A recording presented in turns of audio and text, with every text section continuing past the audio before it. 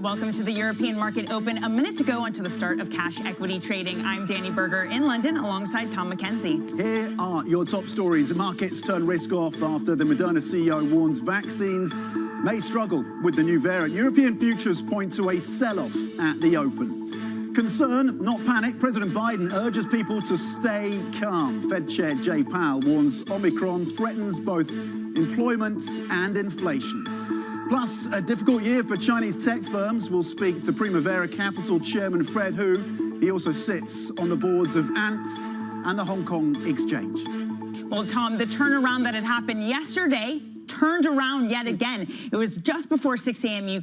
UK time that we got lines from the Moderna CEO talking to the FT about concerns about the effectiveness of the vaccine. So we're looking at futures dropping lower by more than 1% in many of these markets, Tom. I was in on Friday, Danny. I was off on Monday. It feels like I never went away because the market action is a mirror image of what we saw on Friday. Losses of 0.2% here in the UK, now 0.3, down 24 points, reflecting, of course, on the commentary that you got from the CEO of Moderna around the need potentially for new vaccines to target this new variant and the timeline, the length of time that that could take. The Spanish IBEX now falling 1.5% and further losses across the FTSE 100. We're of course going to be watching the basic resources space in terms of what's happening in the oil markets, the pressure there continuing in terms of the sell-off. WTI below $70 a barrel the last time I checked. And of course, in terms of the yields lower across the belly of the curve and what that means for the financials. In terms of France, losses of 1.5%. The futures, as we were discussing, lower in terms of what you're seeing in the US, down 0.9%. The oil story is back in focus.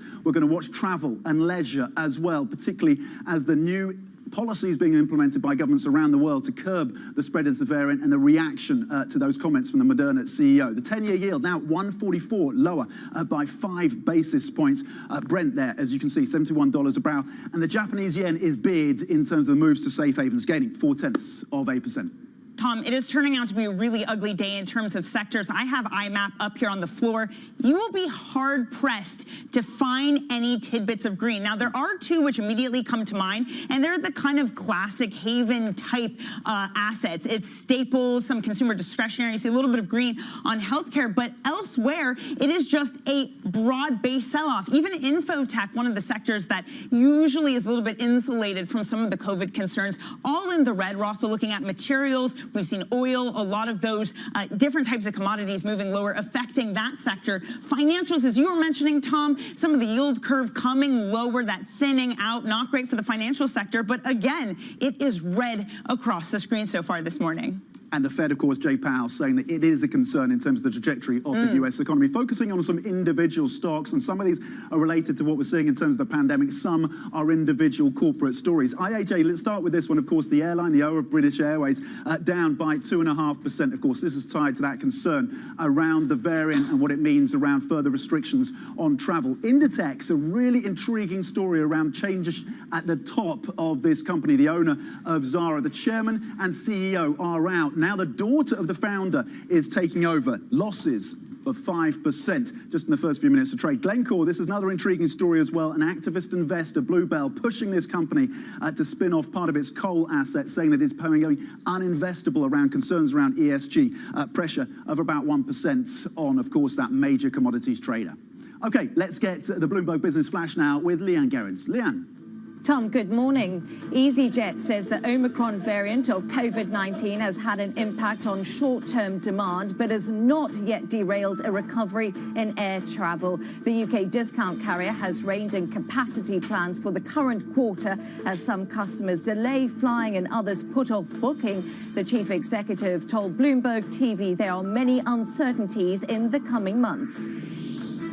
We always thought that this winter was not going to be straightforward. Whilst there's an underlying recovery, we always knew that there was going to be uncertainty. So we think that this year, the financial year that we're in, is going to be a year of two halves, where there will be uncertainties over the winter, which is now an evidence, an example of that, what we're seeing. But we also believe there's going to be a strong pickup into the summer. Now, Jack Dorsey is stepping down as chief executive of Twitter, handing over control of the company he co-founded in 2006. Parag Agrawal is promoted from chief technology officer and at 37 becomes the youngest CEO of an S&P 500 company, just ahead of Mark Zuckerberg. Dorsey will remain head of digital payments company Square. Goldman Sachs has added new employee benefits as part of a package of changes to address worker burnout. The additional perks include higher retirement contributions, paid leave for miscarriages, and a 6-week unpaid sabbatical for long-term employees. Junior Goldman bankers had complained of declining physical and mental health due to work-related stress in an internal survey which was conducted earlier this year. And that's your Bloomberg Business Flash. Danny, Tom. Leanne, thanks so much. Leanne Gerrans there in London. Now, it is an ugly start to the European trading day. The benchmark down more than 1%. Let's go ahead and bring in Lynn Thomason. She's our managing editor on our European markets team. Lynn, great to have you on this morning. I mean, what do we make of this sell-off driven by a headline from the Moderna CEO that, I mean, this isn't necessarily a new concern? Absolutely, but in some sense, it's confirming everyone's worst fears and really feeding into that concern that, you know, this variant is not the same as the other ones, that it's going to be something different. And, you know, this pandemic is going to be with us for a lot longer than any of us had hoped. What do you think it means in terms of how are investors positioning in terms of the rate hike cycle then? We've got Morgan Stanley coming out saying they don't see any rate hikes in 2022. The market's still pricing in 2. Yeah, that's true. I mean, that's clearly the silver lining that a lot of people are talking about, that whether this, you know, new COVID wave will mean softer monetary policy going forward. But, I mean, if you look at the market action today, no one's seeing that. It's risk off. It's all red. I think, you know, all that optimism that had been baked in, you know, perhaps a month ago that we were all returning to life back to normal isn't happening. To Tom's point, I do love this line from Marcus Ashworth yesterday, writing in Bloomberg Opinion that essentially this is a get out of jail free card, that, you know, it's Christmas for central banks because this gets them more time to pause and to think. Is COVID and the new variant going to be now the determinant of where policy goes from here versus, let's say, jobs data on Friday? It sure seems that way at the moment. I mean, maybe give it a few weeks and, you know, we'll see what happens. Clearly, you know, there's been news that we're going to need a few weeks to see how the current vaccines respond, how contagious this is. So maybe, you know, give the scientists a little bit of time to see how it plays out, and then we'll be talking about inflation again. But clearly at the moment, you know, inflation, rate hikes isn't the dominant theme right now. The discussion certainly had been around taper and speeding that up come December. We heard, of course, a number of high-profile voices within and outside of the Fed pushing for that. Do we start to recalculate that assumption now? And what would the market impact be if you continue with the pace of taper that we have already lined up? Yeah, clearly. I mean, you're seeing people push back the scale of rate hikes and push back the timing. I mean, I think at the moment it's just a big open question, and the Moderna CEO interview certainly speaks to that idea that, you know, we're going to need a whole new crop of vaccines to deal with this. Do we have any idea of how caught off guard markets were about how, for example, popular the return to the office, the return back out into the world trade was, and how wrong-footed people are heading into this? Yeah, I think you saw some sense of strategists talking about how hedge funds were caught off guard by, you know, this coming back into the picture. I mean, clearly, very few people were talking about, you know, a new wave of coronavirus hitting markets as the dominant theme. It was all inflation and rate hikes and, you know, economy being too hot, and now all of that's turned on its head. Lynn, what do you say and what are you hearing in terms of big tech as a hedge within this environment, particularly when yields are edging down to, what, 144 in the US 10-year right now? No, I think that's certainly a very interesting question. I mean, clearly big tech is down today, so I think at the moment it's reading like a risk-off move instead of a rotation. It's not necessarily that people are going out and buying Peloton and Zoom shares. It's that they're selling everything and trying to, buy treasuries, cash, and gold. Are you surprised at all about some of the moves in the currency space? We're looking at this big bid coming into the yen, a lot of the commodity currencies. What do you make of this asset that previously it had seen lower volatility than, say, stocks or bonds? Yeah, certainly currencies are exciting again. Yeah, yeah, I mean, essentially it's basically feeding into the risk-off move. Right. Demand for the yen, demand for gold, anything for safety. And it's interesting, and a few weeks ago, that's what some strategists were starting to talk about. I mean, I sort of tend to think of strategists as usually being quite bullish, but it's been interesting that you're hearing people talk about concern and sort of, market's been up 20% this year. Really, how much more can you expect? We've touched on the labour markets and the question of inflation, but just to unpack that more, the question of whether or not this new variant holds people back from going out and searching for jobs, the constraints around labour shortages we're seeing very acutely playing out, of course, stateside. How should people be thinking about the sustainability of that? Yeah, absolutely. I mean, I think it'll all determine of how bad this variant is, how contagious, how serious it is. Do you see hospitalizations going up? Or do you see, in some sense, people are over it. People just want to get back to normal. I mean, it certainly feels that way in the UK that, even though you've got the Prime Minister saying we need to wear masks on the tube and masks in the shops, you look around and it's not quite happening that way. Yeah, the tube isn't necessarily the most comforting place to be this day, considering the mask wearing. Lynn, thank you so much for joining us. Really great to have you on. That's Bloomberg's Lynn Thomason. And we're going to have much more on markets next, but also later this morning, we're going to speak to the European Commissioner for the Economy, Paolo Gentiloni. Don't miss that exclusive conversation at 9:30 a.m. London time. This is Bloomberg.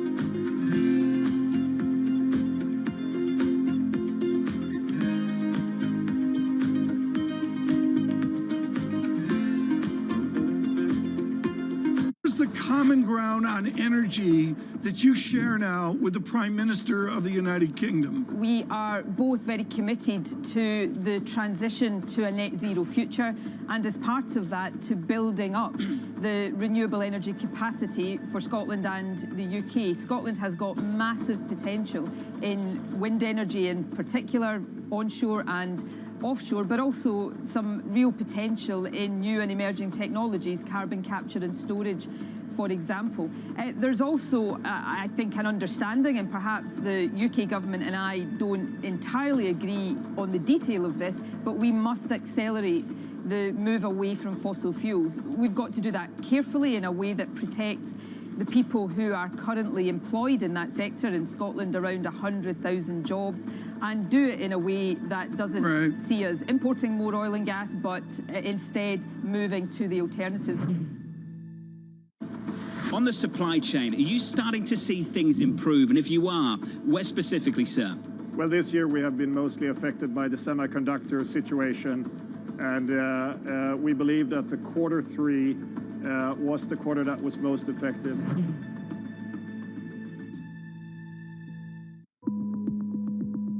It's such an interesting new world. The world is changing. For us, it's not about being first, it's about being the best. While everyone is zigging, we're zagging. We feel like we can maybe help people out more. We have an enormous number of big ideas. I look at the opportunity we provide, and providing access to information and knowledge, I think we'll end up being on the right side of history as well.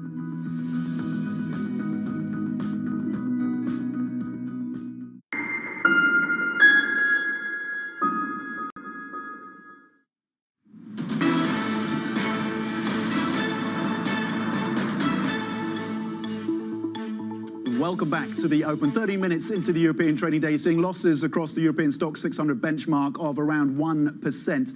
Every single sector is in the red today as investors weigh up these comments from the CEO of Moderna around the need, potentially the need for a new vaccine. So retail, energy, banks, financial services, healthcare, all lower in the session today. There's a redhead crossing the line as well in terms of the terminal, in terms of what's happening in China, in Asia. The Hang Seng China stock gauge closing at its lowest level since May of 2016. Of course, part of this will be down to the pandemic. Part of it will be the continuing regulatory squeeze and concerns about the fragility of the Chinese economy. This is the blue chips, Chinese blue chips that are within this index. So at the lowest level since May of 2016. Okay, Fed Chair Jerome Powell says the Omicron variant poses risks to both sides of the US central bank's mandate, employment and inflation. We're going to hear more from him at a Senate appearance later today. The testimony, of course, this as market participants continue to assess the risks from the new variant. And here is how some key players have reacted on Bloomberg TV.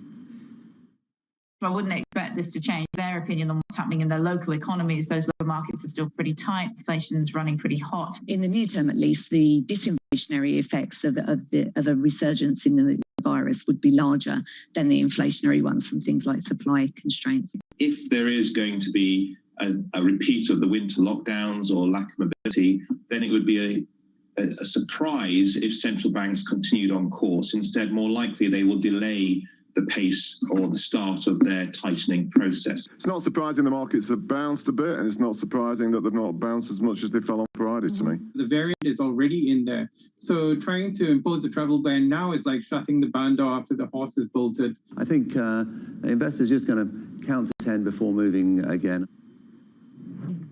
Okay, joining us now is Marcus Morris-Ayton, Allianz Global Investors European Equity Portfolio Manager. Marcus, good morning. Thank you for joining Dan and I this morning to kick things off this Tuesday. What do you make of the market moves today and what it tells us about the underpinnings of these equities? Well, yeah, it's interesting to see a sea of red in equity markets this morning, and I think that's understandable on the back of the Moderna CEO's comments overnight.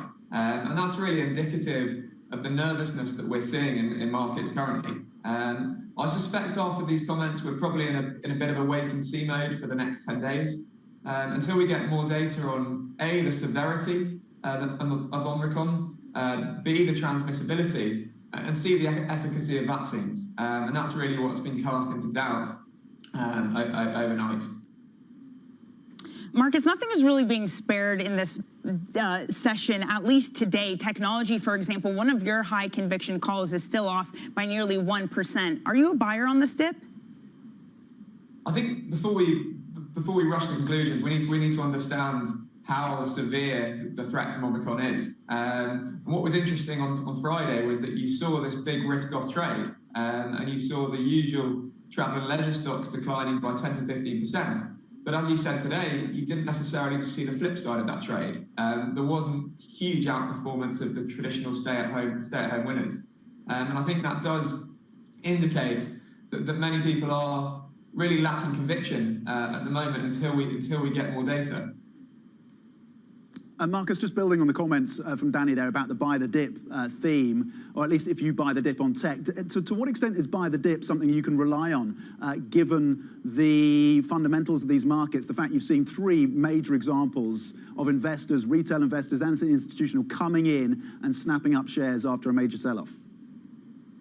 Yeah, I mean, we're talking about a major sell-off here, but this has to be placed in context of a year and probably slightly longer now of very strong absolute performance in both the wider market and in that sector.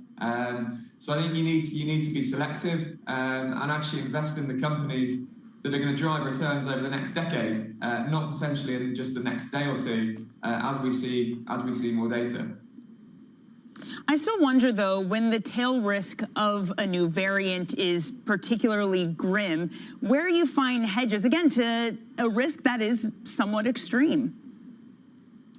Yeah, I think here we have to listen to what the companies are saying. And by and large, bearing in mind we're in the middle of conference season at the moment, by and large, companies are pointing to almost record demand, particularly those companies that are exposed to semiconductors or logistics.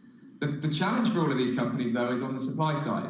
And we've actually spoken to a couple of companies in the last week that have had to close their entire manufacturing plant due to missing one or two key raw materials. And then the third topic is clearly inflation. Inflation has been well discussed by all market participants. Clearly you have energy hedges rolling over next year.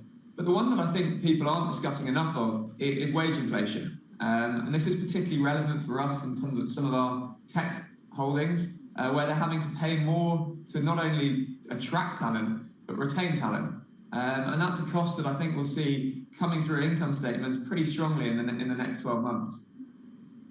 Well, just following on for that then, Marcus, which sectors, which companies are most immune to that wage inflation you're seeing, where, for example, headcount isn't as much of an issue?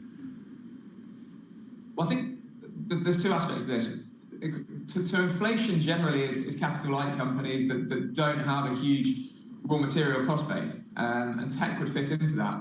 On the other side, you've clearly got companies with a high degree of human capital, and that is where tech companies are exposed.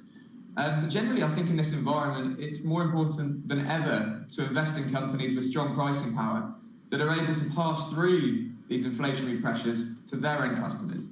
And that's something that we've been analysing in probably even greater detail than usual, making sure that our companies are actually able to benefit from this inflationary environment, and you won't see the negative impact in margins emerge in the coming quarters. Does the potential further shutdowns, especially in places like Asia, where manufacturing is important, where there's zero COVID policies, does the potential shutdown of them over a new variant change that calculation at all, Marcus? I think that for many people it does, and dare I say it, I think there probably was a degree of complacency in markets around COVID in recent months. In most of the conversations we had with companies, it was very, very inflation and supply chain focused, with perhaps not enough attention around the risk of a further COVID flare-up. And if we do see parts of the world go back into lockdowns, we have to remember that we're in a much more delicate position than we were in previous lockdowns, because of where we are from a supply chain and logistics perspective. The fact that supply chains are already disrupted and inventory levels across much of the world are at very, very low levels going into the peak Christmas trading season. Okay, Marcus, on the need to be selective and to pick companies that have pricing power within this environment. Marcus Morris-Eaton, Allianz Global Investors, European Equity Portfolio Manager. Thank you very much. Okay, coming up, we will talk travel stocks as EasyJet reports earnings and Omicron adds uncertainty to the sector. Stay with us. This is Bloomberg.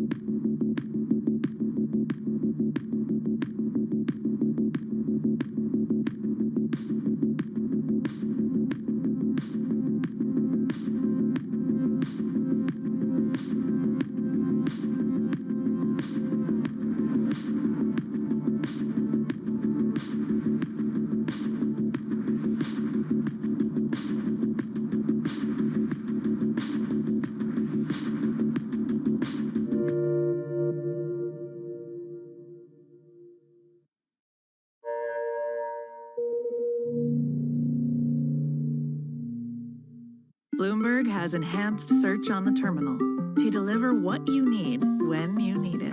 Now, you can simply type phrases in everyday English in the command line. Compare financials. Find people. Analyze markets. You can enter phrases, or ask questions. What do you want to know today? Ask a question or visit SearchGo to find answers now. Right now, about half of U.S. households invest. We'd like to get that number up to 95+%. Investing should be as ubiquitous as shopping online. It should just be something that people do. Will we get to herd immunity? Or let me ask it a different way. Have we given up on herd immunity as a practical matter? You will know when you get to that point, when the cases are so low, they're barely detectable. That's what herd immunity means. We don't know what that percentage is, David.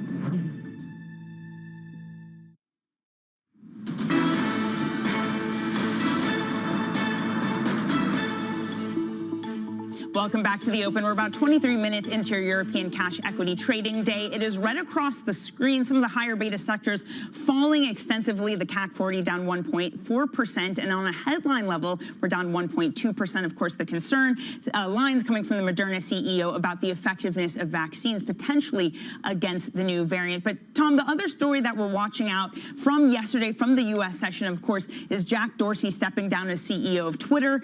We have a new one, the CTO, Agrawal, coming in to replace him now, the youngest CEO of an S&P 500 company. Yeah, and the fact that Jack is stepping back and off the board from 2022 suggests, as our team has pointed out, that he must have significant faith in Parag, who is going to be the youngest S&P 500 CEO at the age of 37. Still a good decade older, of course, than Danny Berger. But nonetheless, a focus on him. And also focus on what Jack does after this, Dorsey, in terms of his focus on Square, his focus on cryptocurrencies. Yeah, I mean, can we expect more crypto-related tweets from Dorsey? I would say this frees him up for a little bit of that. Gives him a little bit more freedom, doesn't it? So maybe some more volatility for cryptos. Twitter, of course, underperforming the broader sector in terms of its competitors. We'll see if this changes things. Okay, EasyJet CEO says the Omicron variant has had an impact on short-term demand, but hasn't yet derailed a recovery in air travel.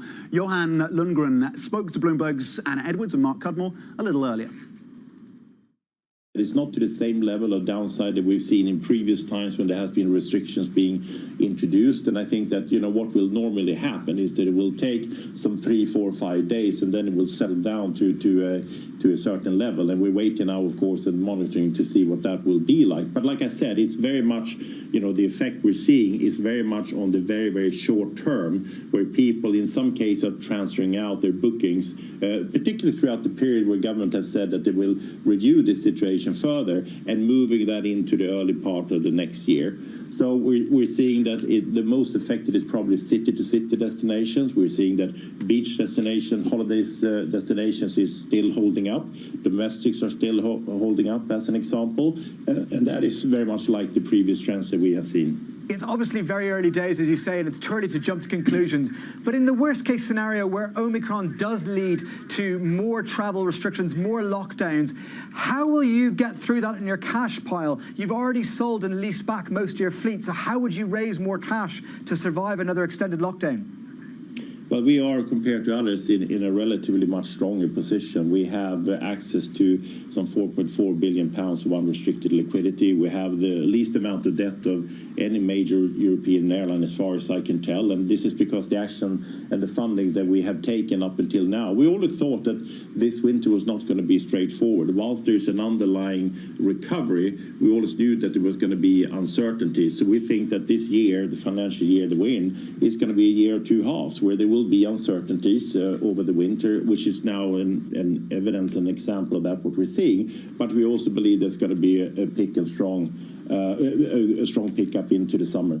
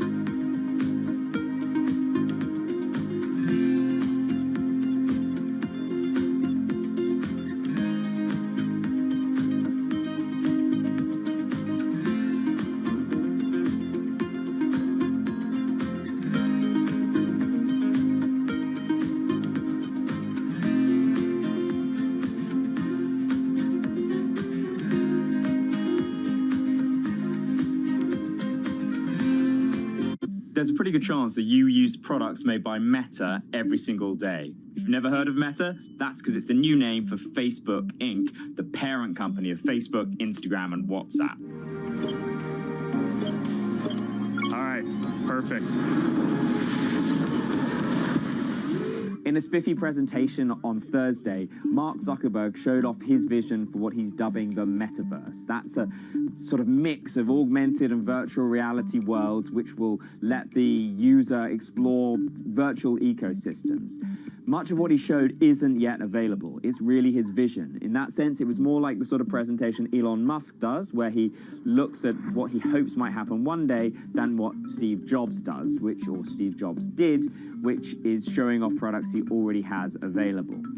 He also, in the course of it, announced a name to Meta. The company will be called Meta from now on. Our mission remains the same. It's still about bringing people together. That's an effort partly to show the vision for the future, but also a way of casting adrift some of the toxicity associated with Facebook. But if this new company is going to be a success, or the new company vision is going to be a success, he will still have to deal with a lot of the same challenges that Facebook has faced. Concerns about privacy, content management, those are going to be just as pertinent, if not more so, in the metaverse as they are right now on Facebook's existing apps. From New York City. We're in London, in Sydney, in San Francisco. 9 a.m. in Beijing and Shanghai. Good morning, everyone. Have a great evening. To recap the headlines. You do not want to miss this story. How are you thinking about those dynamics? It's really a reminder, isn't it, just how sensitive the markets are to any commentary about trade. We did see some pressure on the yuan, we did see some pressure on the futures. That is now being reversed.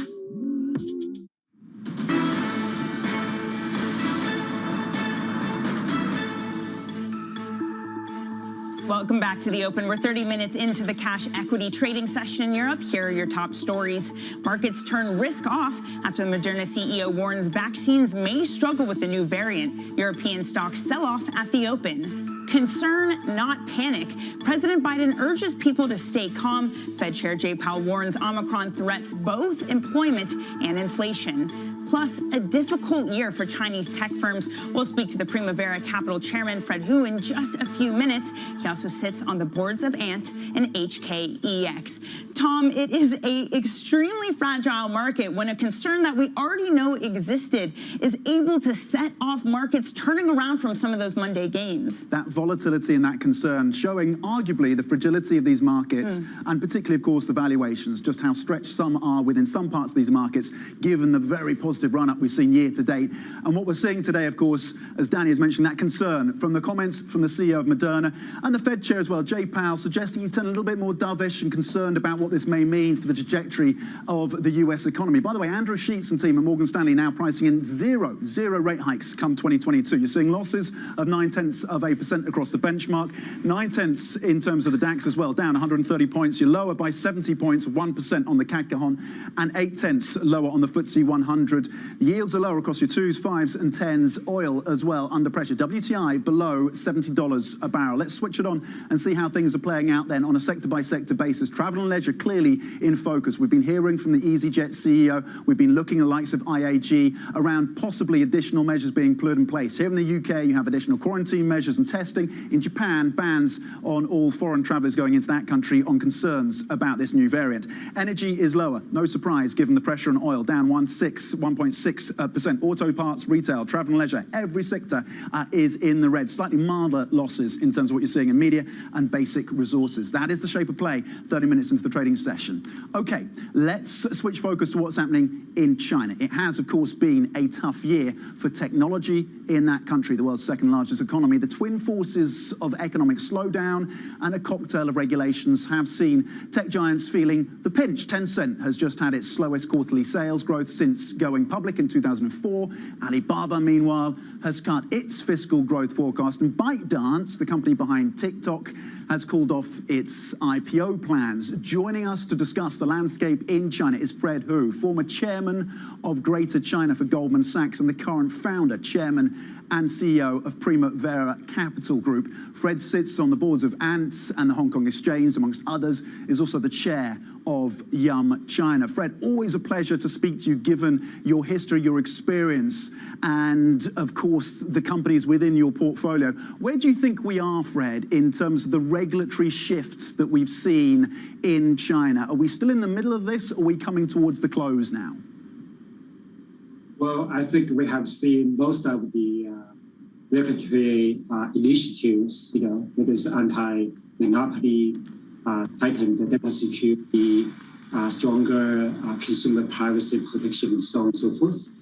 And the markets, have by and large, digested the fallout of the impact. And I believe the digital economy, which, as you know, is 40% of the GDP, and one of the biggest in the world, has also managed to adapt and adjust amid all the uncertainties. Fred, great to speak with you this morning. So if most of the shift from the regulatory side has perhaps taken place, what about from the tech companies themselves within China? Are there more transformations that you expect them to do in order to keep up with the regulation, or is that mostly finished as well? Yeah, I believe all the entire tech sector has also adopted. Many of them have responded to the recent regulatory changes and undertaken serious in-depth review of their business model, their business practices, and how they use data, and so on and so forth, to bring everything more in compliance with the regulations. So I believe they have come a long way, but there's still some work to be done. And so in the meantime, you will continue to see some of the choppy results from the sector, and but I would say the biggest risks are maybe behind. Okay, the biggest risks may be behind us. After a stellar year, Fred, in 2020 for IPOs and listings out of China, obviously there's been a significant slowdown, particularly within the technology space. And I'm thinking of a number of names that are part of the Primavera portfolio. So Ant, of course, Lufax, SenseTime. Given what you've just said about the adaptation of these companies to the regulatory changes, can we expect that 2022 comes back as a year for public listings within the tech space in China? Yes, very much so. As you know, China remains a major engine of innovation and technology change, right? In terms of R&D budget, in terms of number of new startups, in terms of number of unicorns. Yes, there's been a significant sell-off in the public market in reaction to very strong regulatory crackdowns in recent months. But the medium-term trend of innovation, the enormous amount of human capital and accelerated digitization of the economy, as part of the COVID environment, all remain intact. So I do see more companies, when dust settles down, the market conditions are stabilized, will be able to tap the public market again with the many new IPOs to come. Okay, I wanted to get your views, Fred, on one particular company, Didi, which I know you've backed and which successfully beat off Uber in the Chinese market. There was some reporting from our team suggesting that maybe it's going to be delisted from the US and maybe it's going to be backed ultimately, or at least taken over by state-backed firms. I just wonder what message you think that sends investors, and if you're concerned about the messaging that might send. I'm not close to the specific situation of Didi, but in general, I would say the Chinese government is still receptive to the transformation of urban mobility through shared ride-hailing platforms to reduce urban congestion, to reduce pollution, and also pave the way for autonomous driving, right, which is really the future. At the same time, there's also heightened concern over data security and user protection, including personal safety protection. So I expect that the company obviously will be in close consultation with the relevant government and regulators to really overhaul the data protocols and the security arrangements to make sure to allay and address relevant concerns. So that will take some time, and I'm cautiously optimistic. There will be a constructive compromise which will be reached in the near term. Fred, I know you're also bullish on the Chinese economy as a whole, but does the presence and continued new variants of COVID and possible mobility restrictions in China, does that threaten your view at all? Well, absolutely. In fact, after starting, strong rebound in the first half of this year, and we know the economy really hit a soft patch in the third quarter, mostly because of the Delta variant. Granted, for a country of China's size, the number of cases is just minuscule. Nevertheless, the government response has been nothing short of draconian, and the zero, COVID policy still very much in force. So with the new variant, I'm sure, on the one hand, China's strategy has worked very well to protect the country, to shield from the very worst, but on the other hand, the continued stringent COVID control does weigh down consumer sentiments and consumer spending. That really experienced the weakness in the third quarter, and I expect this will persist, in the Q4 and maybe even early part of next year. Okay, so that pressure could persist. Fred, where do you see opportunities when you take into account all of these factors, whether it's the regulatory environment or the concerns around the outlook for China's economy? Where do you see the opportunities? Where are you investing at this point? Well, the short-term, cyclical uncertainty aside, I'm still very bullish on the mid- and long-term fundamentals. In particular, the emerging middle class. Right now is really half of China's population, right? The entire European population.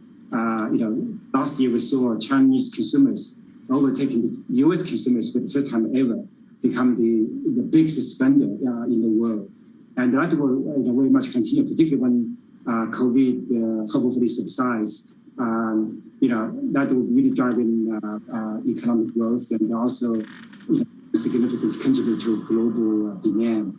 Number one. Number two, innovation, I mentioned earlier, again, very much in place. And finally, I see a lot of exciting changes in terms of climate actions, everything from renewable energy to electric cars and the batteries. China clearly, given the sheer size of the economy, how dependent on traditional fossil energy and the big emission. So there's a tremendous bottom-up innovation going on and investment into the climate change space, and we have been on the forefront of tapping those opportunities. Okay, Fred Hu, always a pleasure, really, with unparalleled investment experience within China over an almost 3-decade period. Fred Hu, founder, chairman, and CEO of Primavera Capital Group. Thank you. Okay, coming up, President Biden warns against panic over the Omicron variant, but the Moderna CEO predicts existing vaccines may struggle to deal with the new mutation. We will speak next with Oksana Pzik from UCL's School of Pharmacy. This is Bloomberg.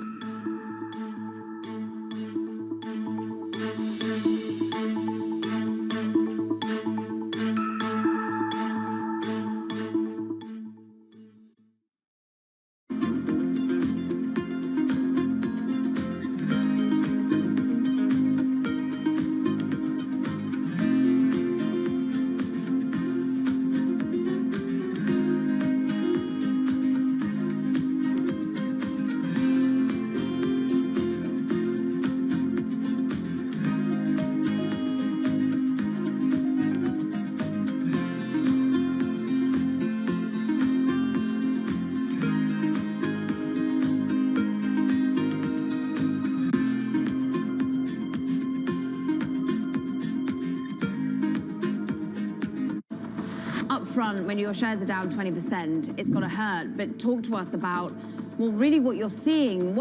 Take us more forward-looking. Are you worried about people exiting pandemic era and going back to the gym, or are we going to work out at home more?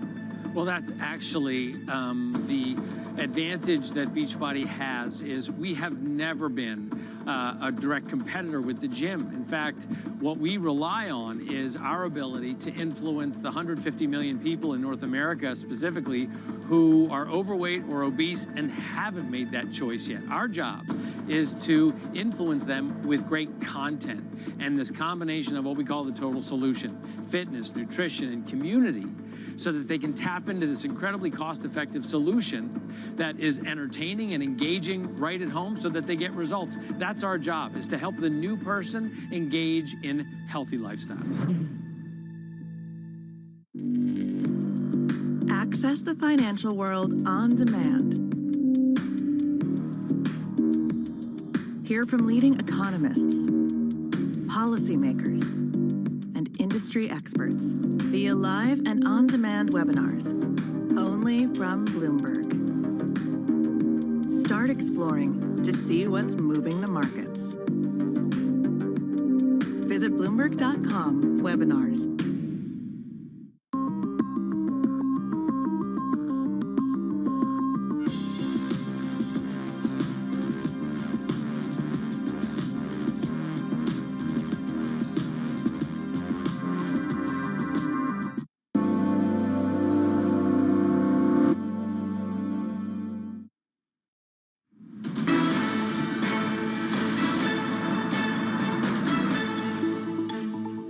Welcome back to The Open. We're about 45 minutes into the European cash equity trading session, continuing to look at losses mounting more than 1% for all the various regions. The biggest laggards, we have energy down nearly 2%, travel and leisure, retail, really those highly exposed stocks to reopening, to the economy, really what's taking the bearing of the brunt of the beating today. Now, and as the new Omicron variant spreads, travel restrictions around the world are also expanding, part of what's leading to the sell-off.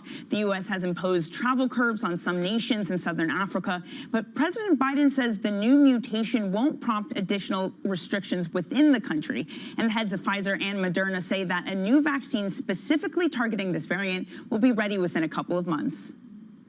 This variant is a cause for concern, not a cause for panic. I definitely think that this threat is something that we have not seen before. Does this virus this variant has the ability to escape the protection of our vaccine?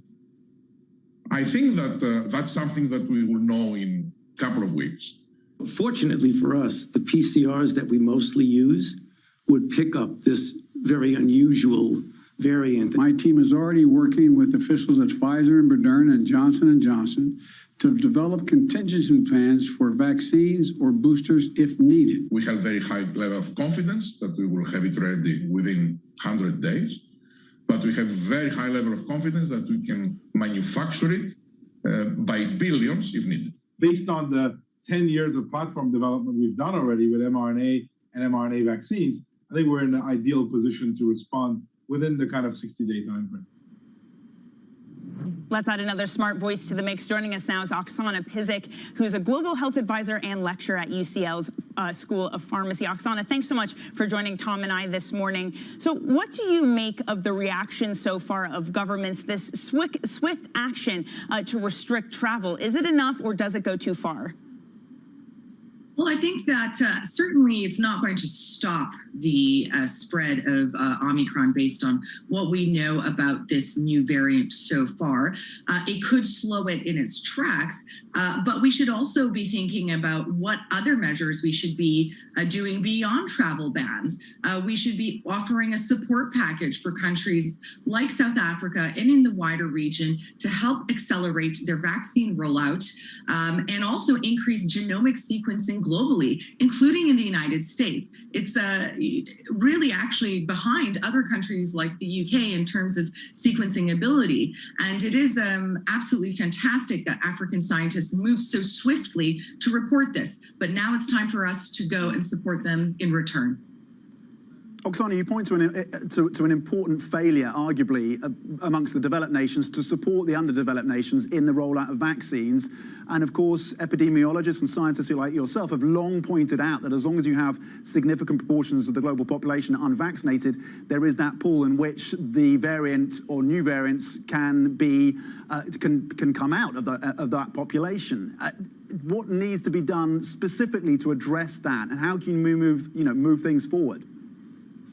Absolutely. Omicron should not come as a surprise. The WHO has warned repeatedly that the consequence of vaccine inequity could be a more fit and possibly vaccine-resistant variant. Although it is early days, the 30 mutations around the spike protein have caused alarm around scientists. It'll take a couple weeks for us to see what that effect is around vaccination protection levels. Look, I get it. Of course, our initial gut reaction is to protect our own populations first, family first. But this is an emotional reaction, really. And the actual strategic, higher order, rational strategic view would be to look at all the players, the threats, and the long-term impacts of the decisions we make today. So part of that is to ensure that, yes, we need to boost our own populations, but not at the cost of people not getting their first doses. Only 1 in 4 healthcare workers in Africa currently have their first dose of vaccine, and they're in extremely high-risk settings. So we need to be creative in order to get the manufacturing capacity rolling out much faster. And the G20 has committed to increasing this 40% of vaccination status across low and middle-income countries. So let's see that political promise translate into action. But how much more difficult will that be, Oksana, if it indeed is true that the current vaccine doesn't protect us enough and a new, different type of booster needs to be implemented to help protect populations around the world? Well, we have had some encouraging reports from pharmaceutical companies saying, look, we can tweak the vaccine, but it could take up to 100 days. And that's a probably really optimistic view of the situation. I mean, I think it's unlikely that we'll see that the current vaccines will be completely unable to protect us, but that degree of reduction means that we'll probably have to look at vaccine plus strategies. Here in the UK, in addition to increasing face masks use in public following Freedom Day, which has now been reintroduced, we're also looking at shortening that booster period to just 3 months, and finally catching up to the United States in terms of allowing more young people, adolescents, to be vaccinated. There was a very restricted age limit previously. So moving in the right direction, a little bit late, but still I think that we're going to have this pandemic treaty locked down to ensure that there is a framework in place to ensure that we have this equitable distribution globally. Okay, great insights. Oksana Pizik on the need for a vaccine plus strategy, global health advisor and lecturer at UCL's School of Pharmacy. Thank you very much indeed. Coming up, House of Zara Inditex shares sink as the founder's daughter is to become chairwoman of the company. We'll talk about the changes at the top of Inditex next. This is Bloomberg.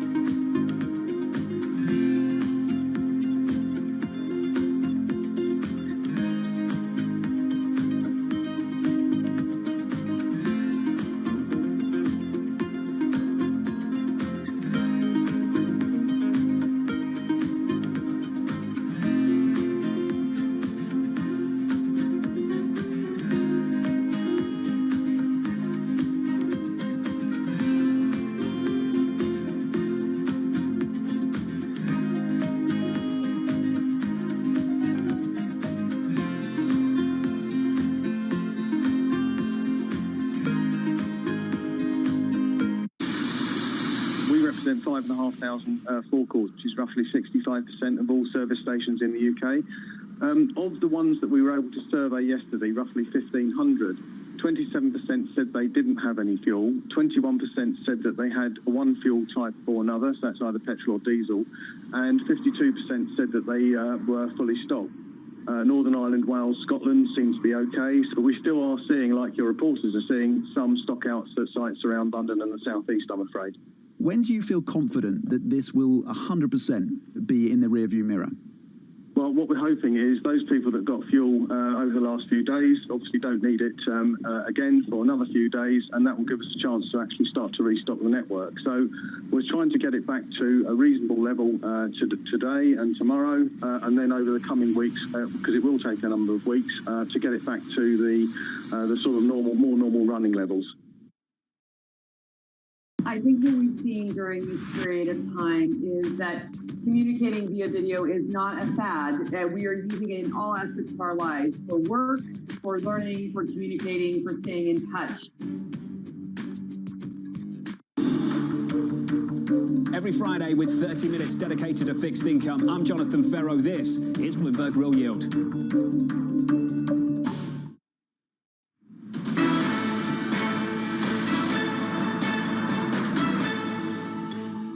Welcome back to the Open. We are 54 minutes into the European trading day. You're seeing losses of around 1.4% across the European benchmark. Okay, Inditex is shaping up its boardroom with the next generation of Ortegas taking over the reins. The founder's daughter, Marta Ortega, will become chairwoman, while Oscar Garcia Maceras, Maria can correct me on the pronunciation for this, will take over as CEO. The announcement sent shares tumbling almost 4%. It's fine, says Maria. That's not good enough. Let's bring in our Maria Tadeo for more. Maria, what does this management restructuring mean at Inditex? Well, Tom, you're seeing the reaction in the market. The stock at one point was down to 4%. There's a number of reasons why this is happening today. One is this is completely unexpected. We knew there was a conversation about the future of the company. The founder cannot be in place forever. That is something obvious that happens with companies like this that are founded by family names. But the announcement today, the timing of it, I think took a lot of people by surprise. This was not really expected. It really is in many ways a bombshell, the timing of it. When you look at the structure here, of course, she is going to inherit this big position to fill up. She is a daughter you referred to as Marta Ortega. Of course, she is someone who has connections with the company, but many could say up until this point, you need to prove yourself at the executive level, and she hasn't done that yet and has escalated to the top job. The other thing that I would note has to do with the broad management. We know Pablo Isla, who has been the chairman up until now, has been incredibly successful with this company, and he will be leaving. So it's the full reshuffling here that has probably spooked markets. So you talked a little bit about Marta's experience and perhaps lack of experience there. But what do we know about her as an executive? Look, I think it's very easy in many ways to write off someone because, well, they're rich. Dad literally owns the company. You're 37 years old. You're still very young, considered, especially in Spain, when a CEO, a chairman, tends to be much older and male. So a lot of this does factor in the conversation. She is someone, however, who is scandal-free, who is very discreet. We don't really see much from her. Of course, she belongs to this very rich, high-flying European elite, but there's no scandals related to her. And she's someone who's worked in the company in different positions. At one point, she was even an assistant in a store when she was very young, working with this company. And so far, you know, it was unclear what kind of role she wanted to have in the group. To me, there was a very telling interview in the Wall Street Journal where she signaled she just didn't want to be an ambassador for the brand. She did not want to just wear Zara because of, you know, we have to promote the brand, that she really wanted to have an active role. And it's clear that, of course, you know, she's now gotten this job. Okay, Maria Tadeo on the ground for us around the changes and the restructuring at the top of Inditex. The stock, by the way, for that company down 3.4%. More broadly across the European stock 600, you're seeing losses of 1.2%, a little bit less. That is it for the European Market Open. Surveillance Early Edition is up next. This is Bloomberg.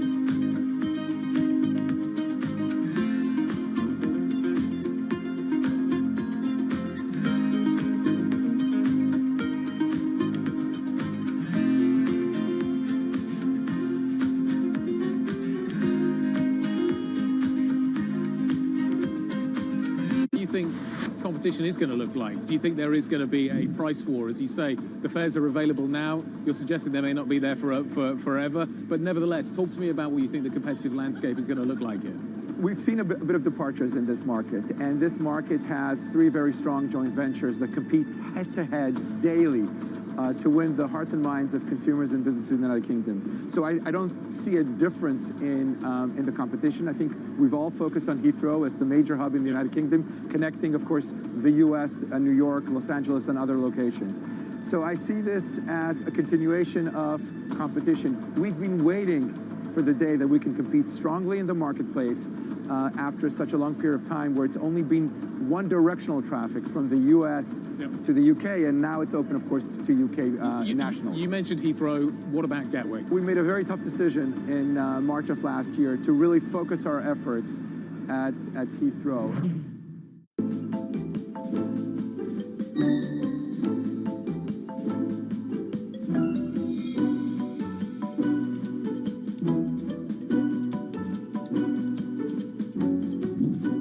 Young woman that's watching this wants to be the next Diane von Furstenberg, what would you recommend? Be as true to yourself as you possibly can. The more you could be you, the happier you will be.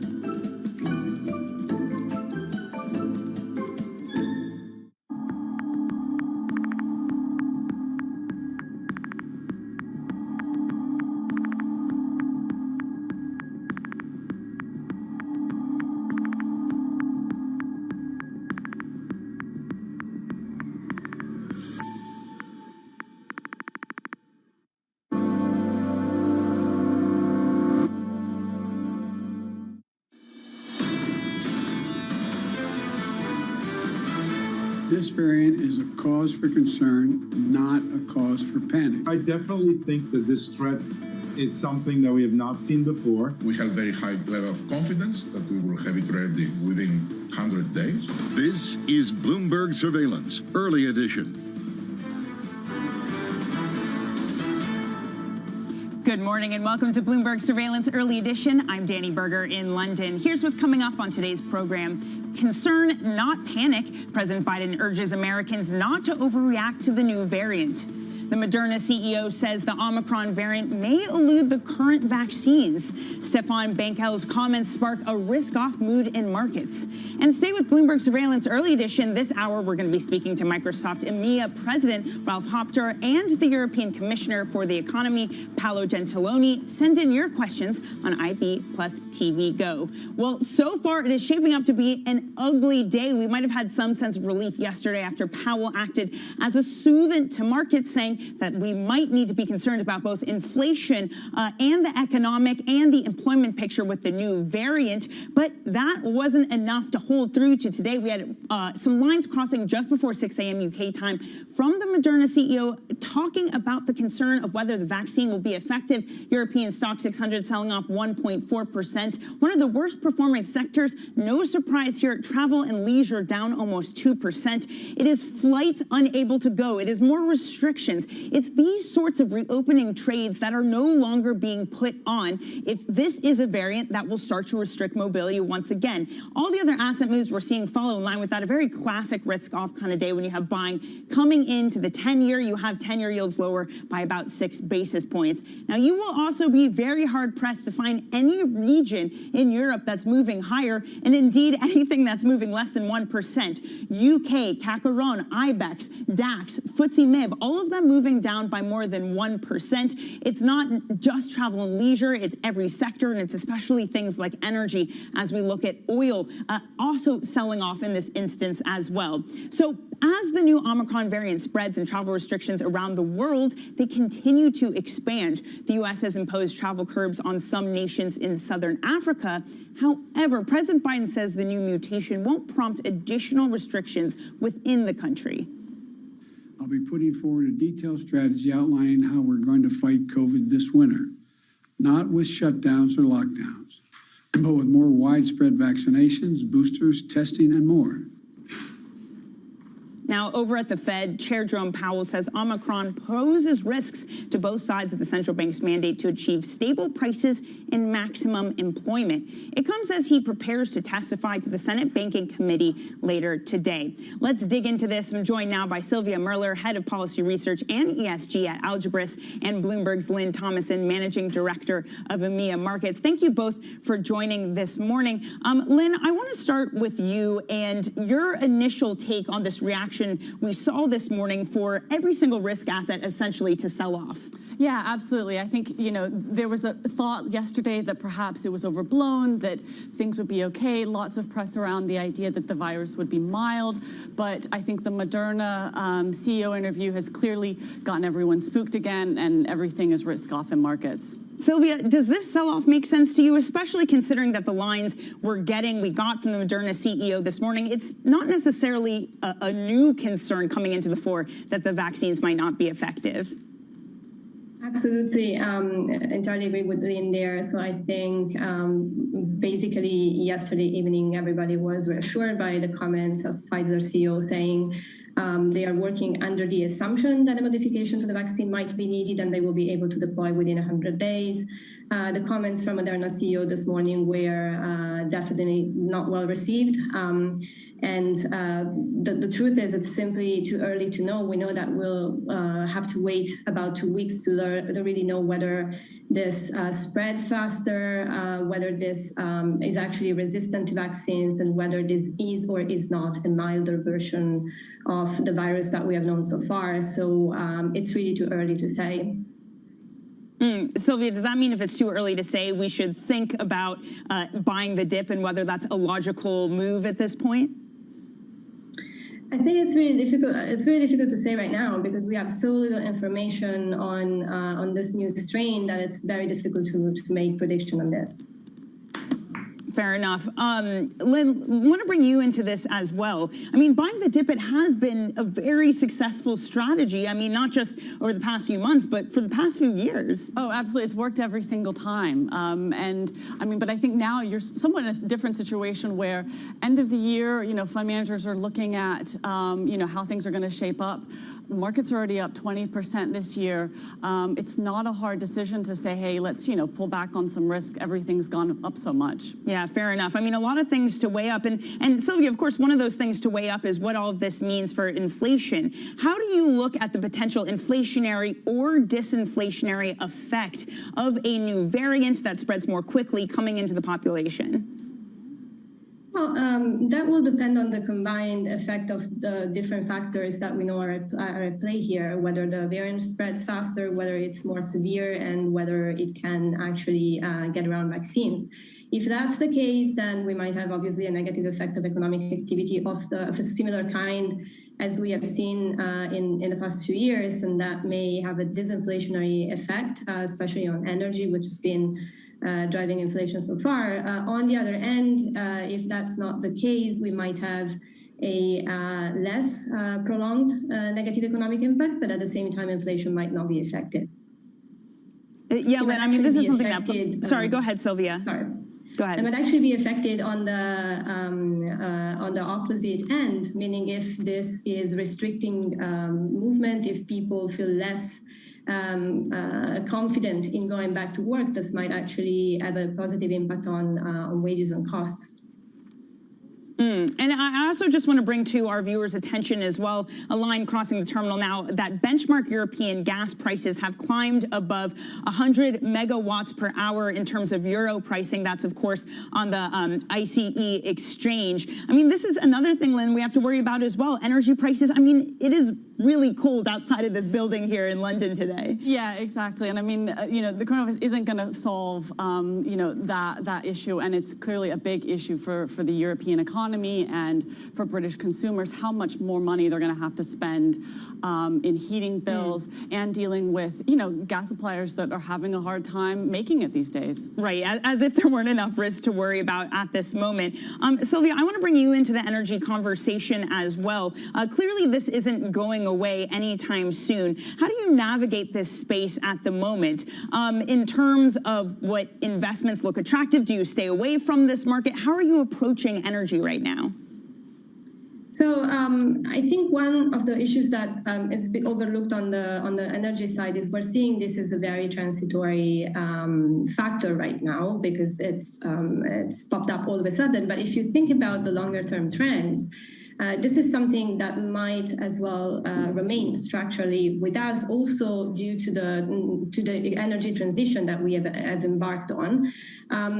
We have done some research on this very recently, actually. We have tried to estimate how the consumer price index would have been impacted if we had included in the index also the cost of our growing emissions that we will have to pay, and that will become increasingly more transparent and explicit as a price, no longer as a shadow price going forward. And what we find is that we would have had a higher inflation rate of about 1% per year. So it's actually not negligible in terms of effect. If you think the most central banks' target is 2% per year. So this is very well something that might remain with us, not just be a blip linked to the special situation that we're currently in due to pandemic on one side and geopolitics on the other side. Sylvia, thanks so much for joining this morning. That's Sylvia Merler from Algebras. You're going to stick around with us, and Lynn Thomason from Bloomberg. Thanks for joining as well. Now, Smart Conversations are going to continue on Bloomberg Surveillance Early Edition. Later on the program, we're going to be speaking to Microsoft EMEA President Ralph Hopter and to the European Commissioner for the Economy, Paolo Gentiloni. Send in your questions. That's on IB plus TV Go. This is Bloomberg.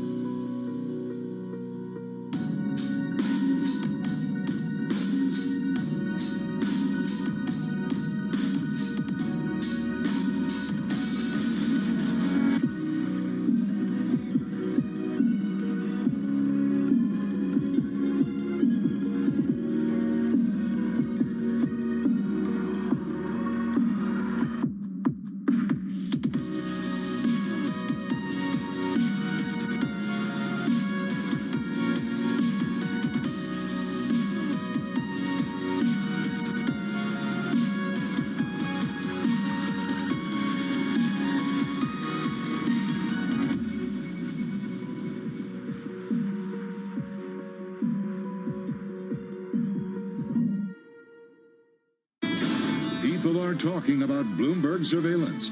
There's some guy out on Twitter who says I look like I'm 101. I know, I noticed that. Do you think I need a lift? Is it time What that did he say about me? What did that particular gentleman say about...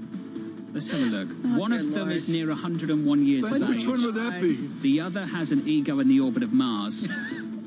Who's that? I had no idea. Mrs. Lisa, the only chance to productive conversation. It's a fairly accurate summary of this show, isn't it, Tom? The eyes, or should I do the whole thing?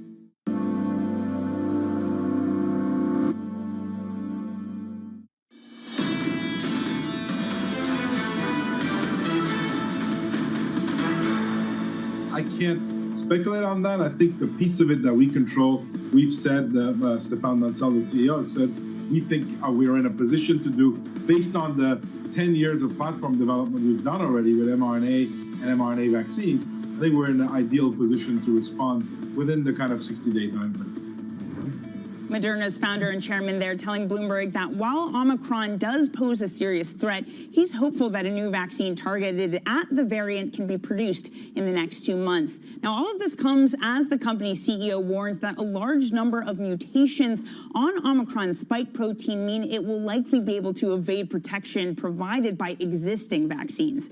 President Biden has also urged the U.S. public to get booster shots, and the UK government has widened access to third shots to all adults. adults. Well, Sylvia Merler from Algebris is still with us this morning. So, Sylvia, we were talking a little bit about perhaps the inflationary or disinflationary impact of this. Earlier today, De Guindos, the ECB vice president, was talking about how supply chain bottlenecks may last longer than expected. There's a risk that inflation will not go down as quickly and as much as we predicted. Considering the various sorts of different things at play for the ECB, do they have to sit on their hands and wait even longer than perhaps they were going to already? The $1 million question, that's for sure, even for them at the ECB. Well, I think if you look at the dynamics that are at play behind the inflation that we're seeing now, all the things that we're pointing towards transitory are fading or have faded away. So supply bottlenecks, yes, we all assume this was a temporary one-off things related to the reopening post-COVID. But especially if you look at Europe, there are reasons to believe that this may become structural going forward. There may be some re-onshoring of productions that are now very clearly strategic from the European Union's standpoint. And if you look at the European Union's industrial policy strategy, it's all about making sure that Europe can be safe in face of potential disruptions like COVID, but also geopolitical disruptions going forward. So it's a lot about industrial policy, about developing productions that so far had been offshored, and this may increase costs. So it may mean the kind of inflation that we're seeing now may be here to stay for a bit longer than we expected. If you look at countries' dynamics, obviously German inflation surprised on the upside, French inflation also a little bit, Spain and Belgium also on the same kind of track. Take Germany. Germany is the largest economy in the Eurozone. The new German government already said that they plan to increase minimum wage. That's going to affect around 10 million people. So obviously the direction of travel seems to be pretty clear there. So does that mean that the policy error potentially from the ECB is not reacting to that direction of travel of inflation? Well, I'd say the ECB has a long history of missing its inflation target on the downside.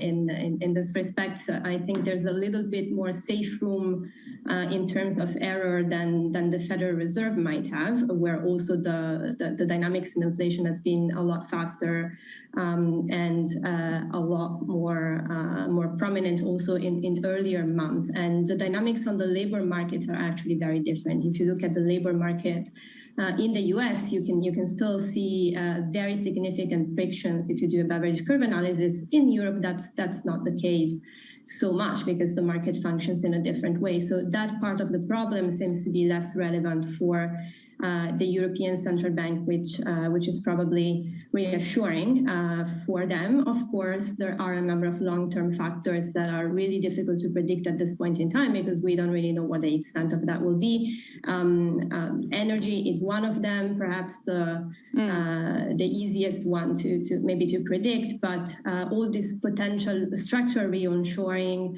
reshaping of the European economy going forward is open-ended. It's open-ended, but I do wonder, as Marcus Ashworth from Bloomberg Opinion points out, that COVID, the Omicron variant, acts as a get-out-of-jail-free card. Does this allow the ECB more time, and likewise the Fed? And quickly here, Sylvia.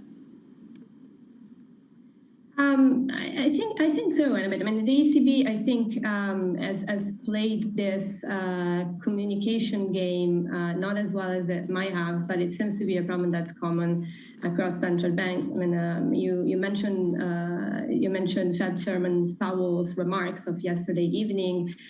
Those were also pointing in both directions, saying really the effect of this shock that we're going through right now might be. It's really unclear on what part of the central bank's mandate that's going to impact first and most importantly. So it seems to be a communication problem that everybody is sharing at this point in time. Right.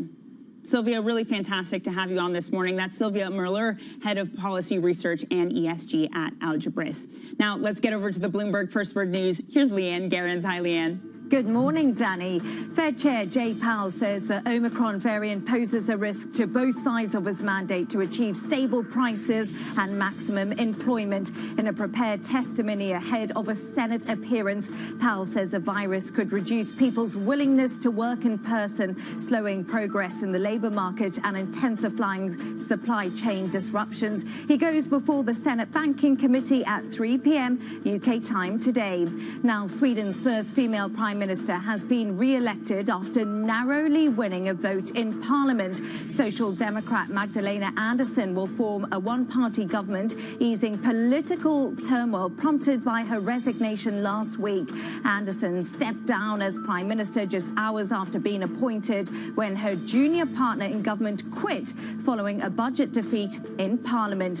The EU's chief nuclear envoy says talks to revive the 2015 Iran nuclear deal have begun positively, with Tehran showing it's ready to engage in serious work over the coming weeks. Success in Vienna could lift sanctions from Iran's economy, but U.S. officials are said to be increasingly pessimistic over the chances of a deal with Iran's new hardline government. Global news 24 hours a day on air and on Bloomberg Quick Take, powered by more than 2,700 journalists and analysts in more than 120 countries.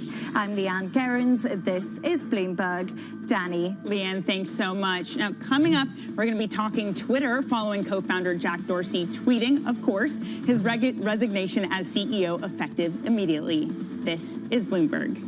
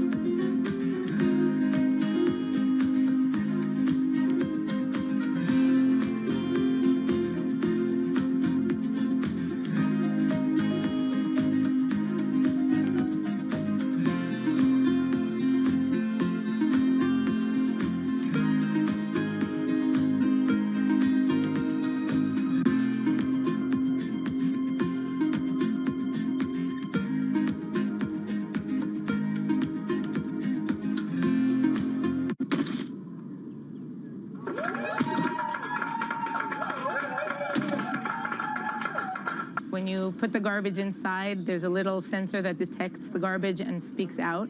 And this is one of the initiatives that we have created here. We, as the residents of this neighborhood, a bunch of neighbors that have come together to try to deal with the fact that our neighborhood is dirty. We want to make a difference. We want to have a clean streets that look nice and are nice to walk in.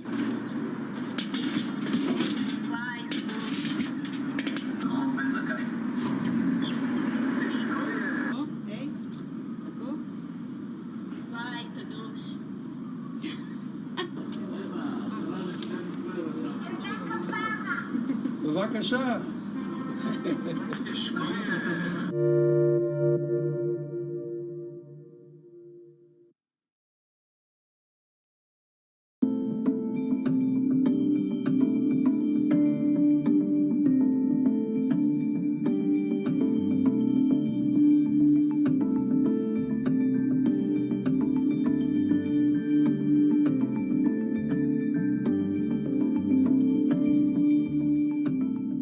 BSO Now is your online home for weekly Boston Symphony Orchestra and Boston Pops performances. See new concerts that go behind the scenes, plus acclaimed archival concerts. Visit bso.org/now, where the music plays on. BSO season sponsor, Bank of America.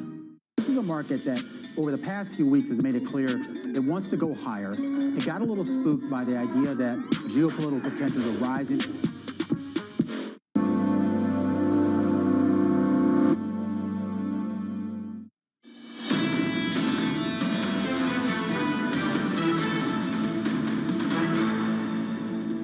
Jack Dorsey, CEO and co-founder of Twitter, has announced that he is stepping down. Dorsey tweeted his company-wide resignation email, of course, announcing that CTO Parag Agrawal will be replacing him as CEO effective immediately. Agrawal has now become the youngest CEO of an S&P 500 company, only 10 years after joining. Despite the global communications platform being widely used, it has struggled to keep up with its social media peers. Well, joining us to discuss the resignation and the new man in charge is Bloomberg's Sarita Rai. Sarita, thanks for joining. So what do we know so far about what the new CEO brings to the table? So Parag Agrawal followed on the footsteps of a list of really prominent India-born CEOs, such as Sundar Pichai of Alphabet and Google, Satya Nadella of Microsoft, Shantanu Narayan of Adobe, and Arvind Krishna of IBM. All of them born in India, went to the US to study. In the case of Agrawal, he was educated for his engineering degree in the Indian Institute of Technology, like a lot of them, and then went to Stanford to get his PhD in computer science before working for a couple of Silicon Valley corporations and then heading over to Twitter about a decade ago. He's been CTO for about 4 years, a man with solid technology experience. And really, at this point, when products are going to be a key focus for Twitter, just the man to lead the company. Well, on that point, does an Agrawal CEO for Twitter mean anything different for its direction going forward? Really high expectations ride on Parag Agrawal just now. For one, he has to walk the fine tightrope balance between misinformation and free speech in terms of Twitter's content moderation policies. And that's become an increasingly touchy point with governments, not just the home government in the US, but also in important markets like India. So Agrawal's got his task cut out for him there, but he also has to address, Twitter's product hurdles. And perhaps being the chief technology officer, he's very well placed to address that particular challenge. But beyond that, he has to address concerns about Twitter's underwhelming performance in the stock market when compared with its trillion-dollar valued peers such as Microsoft, Facebook, and Google.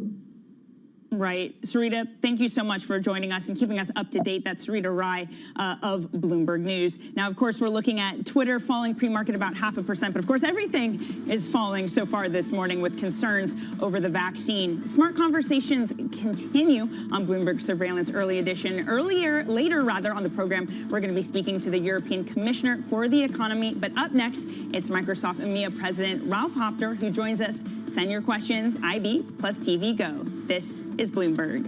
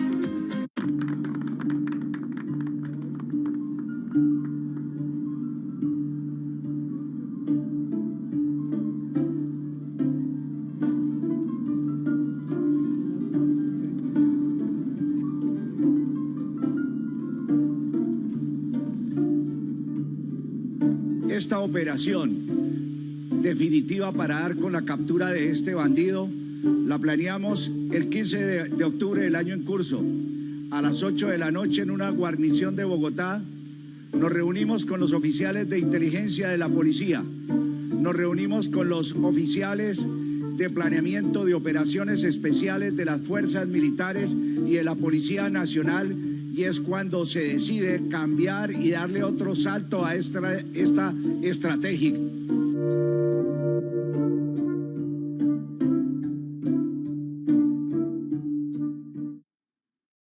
Today's CFOs are reshaping the C-suite, positioning companies to meet the next generation of challenges, breaking out of traditional roles to become Chief Future Officer. This week, find out how Lini Oberg is helping Marriott transform itself at a pivotal moment for the hotel industry. Part of our job is to make sure, what do customers want? What are they thinking that they want next year and the next year? Chief Future Officer, brought to you by Workday, Wednesday on Bloomberg. Crypto, you have a world of young people that want their own financial system and their own culture. And it is very powerful, and I'm a big believer in it. I think that it's hard to put your head around any narrative. Let's just be honest. We've had sort of a shift in, are we in some sort of stagflation fears moment? People were talking about that all day yesterday.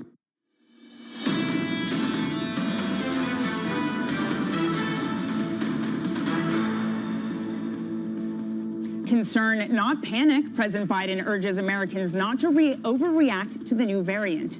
The Moderna CEO says the Omicron variant may elude the current vaccine. Stéphane Basel's comments spark a risk-off mood in markets. And stay with Bloomberg Surveillance Early Edition. Coming up, we're going to be speaking to the European Commissioner for the Economy, Paolo Gentiloni. And up in just a few minutes, Microsoft's EMEA president. Send in your questions on IB plus TV Go. Good morning and welcome to Bloomberg Surveillance Early Edition. I'm Danny Berger in London. Let's get a check on markets, which have been decidedly ugly after a somewhat of a rebound yesterday. But it's clear that these nerves are very present in markets. We're looking at a Europe stock 600 that's selling off 1.5%. Leading those losses are travel and leisure. The concern is the effectiveness of the vaccine against the new Omicron variant. But it's really all of the risky type assets which are selling off. Our producer Isaac Munoz pointing out that the Turkish lira is now weakening past 13 per dollar. So again, just another one of these instances where these very risky type assets, the high beta ones, underperforming. To the upside, you have some of the safe haven plays. You have a 10-year yield that's moving lower by more than 6 basis points. You also have a yen, a big bid to the yen today, which is up about 0.7%. So there is your Turkish lira, the dollar versus the lira, again, setting new highs, that pair, as the concerns, especially over emerging markets. All right, well, let's shift gears a little bit and talk tech.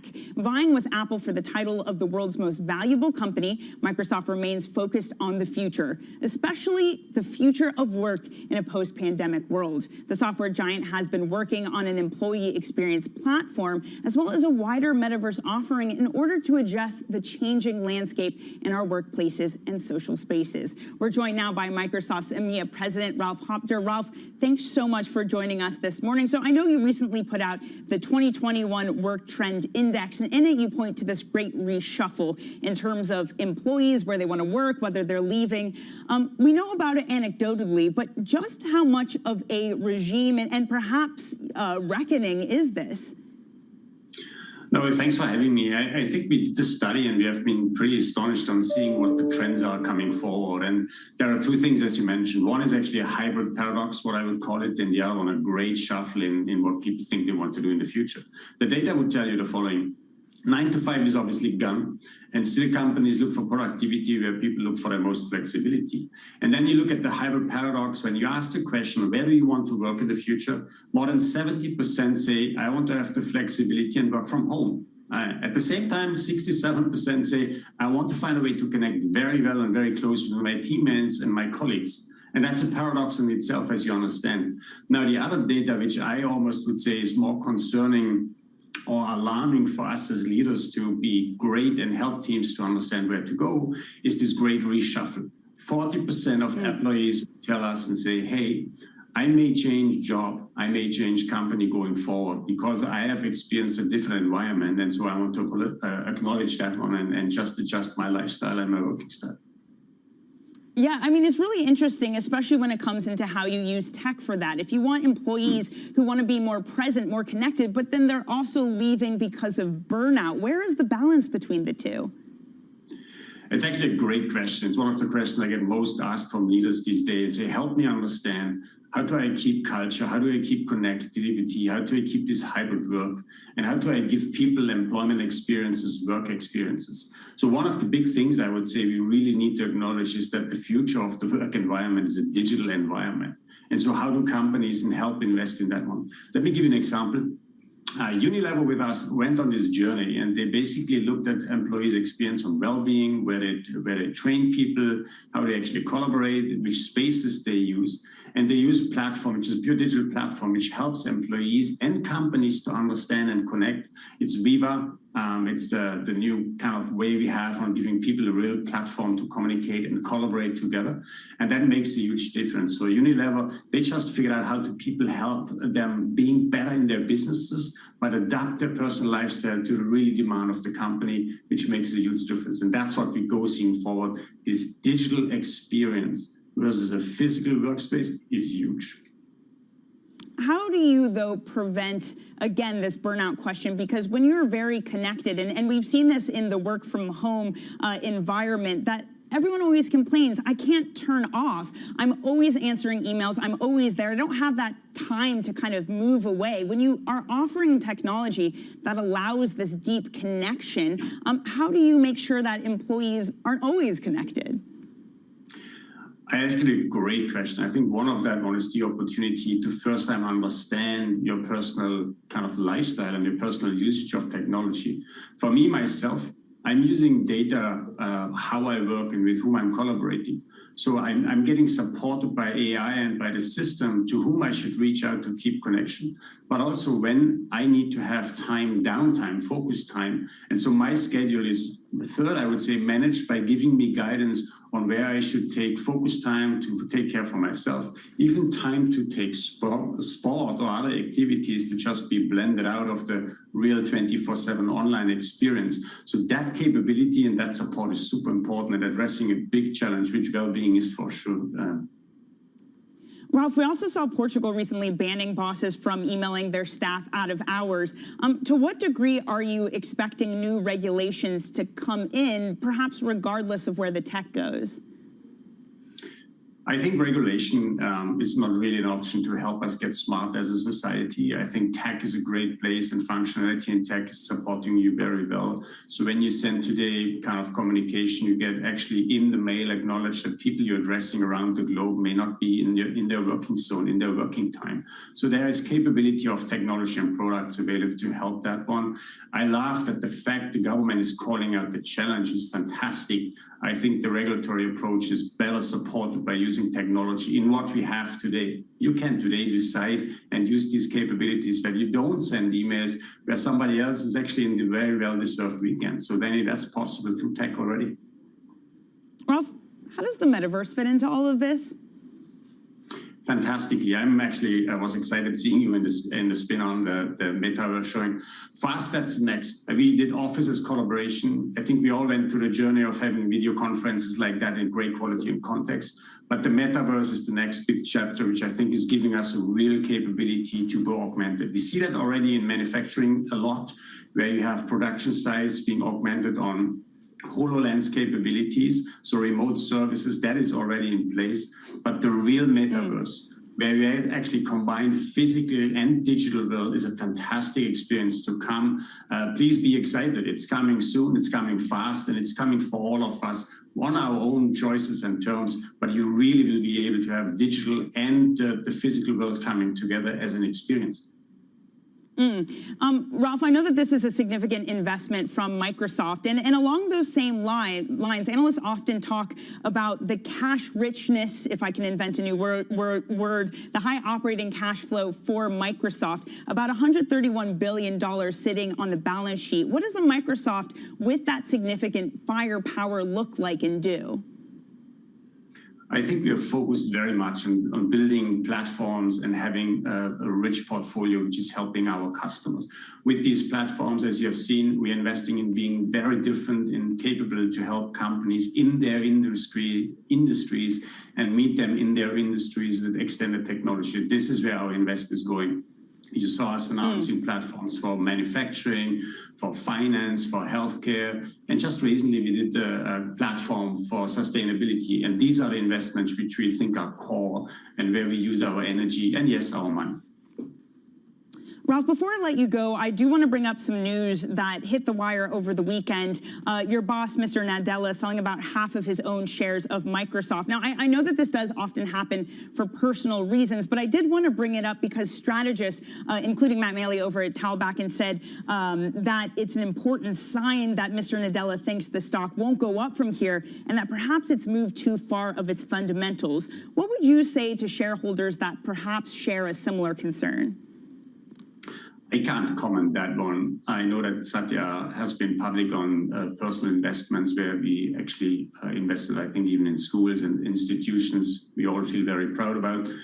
And we all feel very, very, very proud about what Satya is doing for us working within Microsoft, but also on the way how he's looking at global needs of how technology can be used and which impact technology has on society. We feel proud about everything what he's doing for us and for the world, and so I leave it there. All right, Ralph, we'll have to leave it there as well. Unfortunately, we're out of time. Really great to have you on with us this morning. That's Microsoft's EMEA President, Ralph Hopter. Thanks again for joining us. Now, coming up, Europe's inflation spike. We're going to speak exclusively to the European Commissioner for the Economy, Paolo Gentiloni. That's next. This is Bloomberg.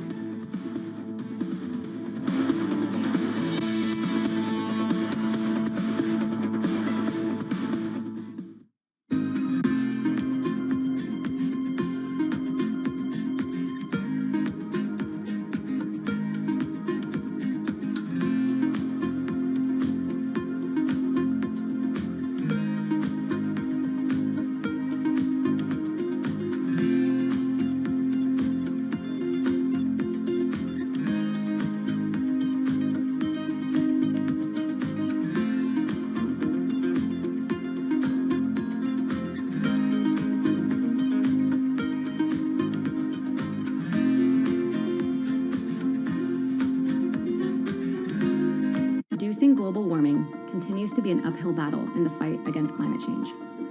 1.5 degrees Celsius.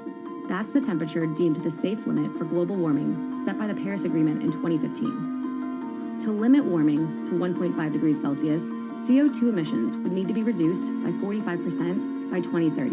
191 Paris Agreement signatories committed to setting national targets to reduce CO2. But current national targets project a 16% increase in greenhouse gas emissions by 2030, with global temperatures expected to rise to 2.7 degrees Celsius by the year 2100. Among the most vulnerable to global warming are many of the world's smallest and poorest countries.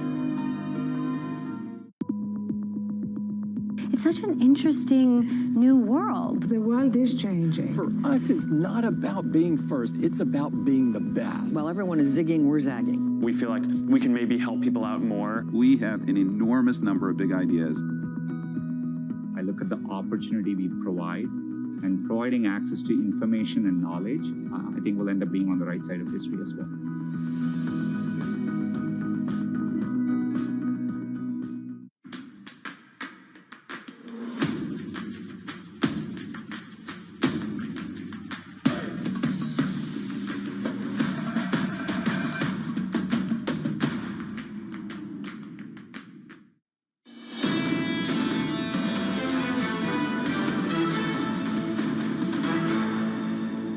Economics, finance, politics. This is Bloomberg Surveillance Early Edition. I'm Danny Berger in London.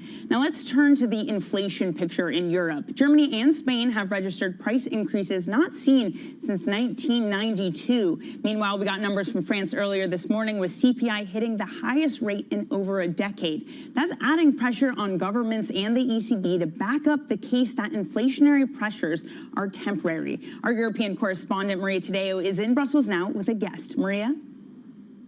Yes, Danny, we're here to debrief everything you mentioned, inflation, economic growth, with the Economic Commissioner, Paolo Gentiloni. Good morning. Thank you for being here. It's always nice to see you. You know, I have to ask you today, we're seeing markets again back in a panic because of this new mutation, this new pandemic kind of, kicking in again. What are the prospects for growth? It does seem that the situation right now, it's very cloudy.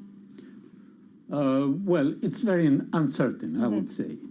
Of course, recovery is there. And all the figures that we have, also recently confirmed by, for example, this morning, France and Italy for the third quarter, are confirming that there is a strong recovery, that demand is pushing the recovery.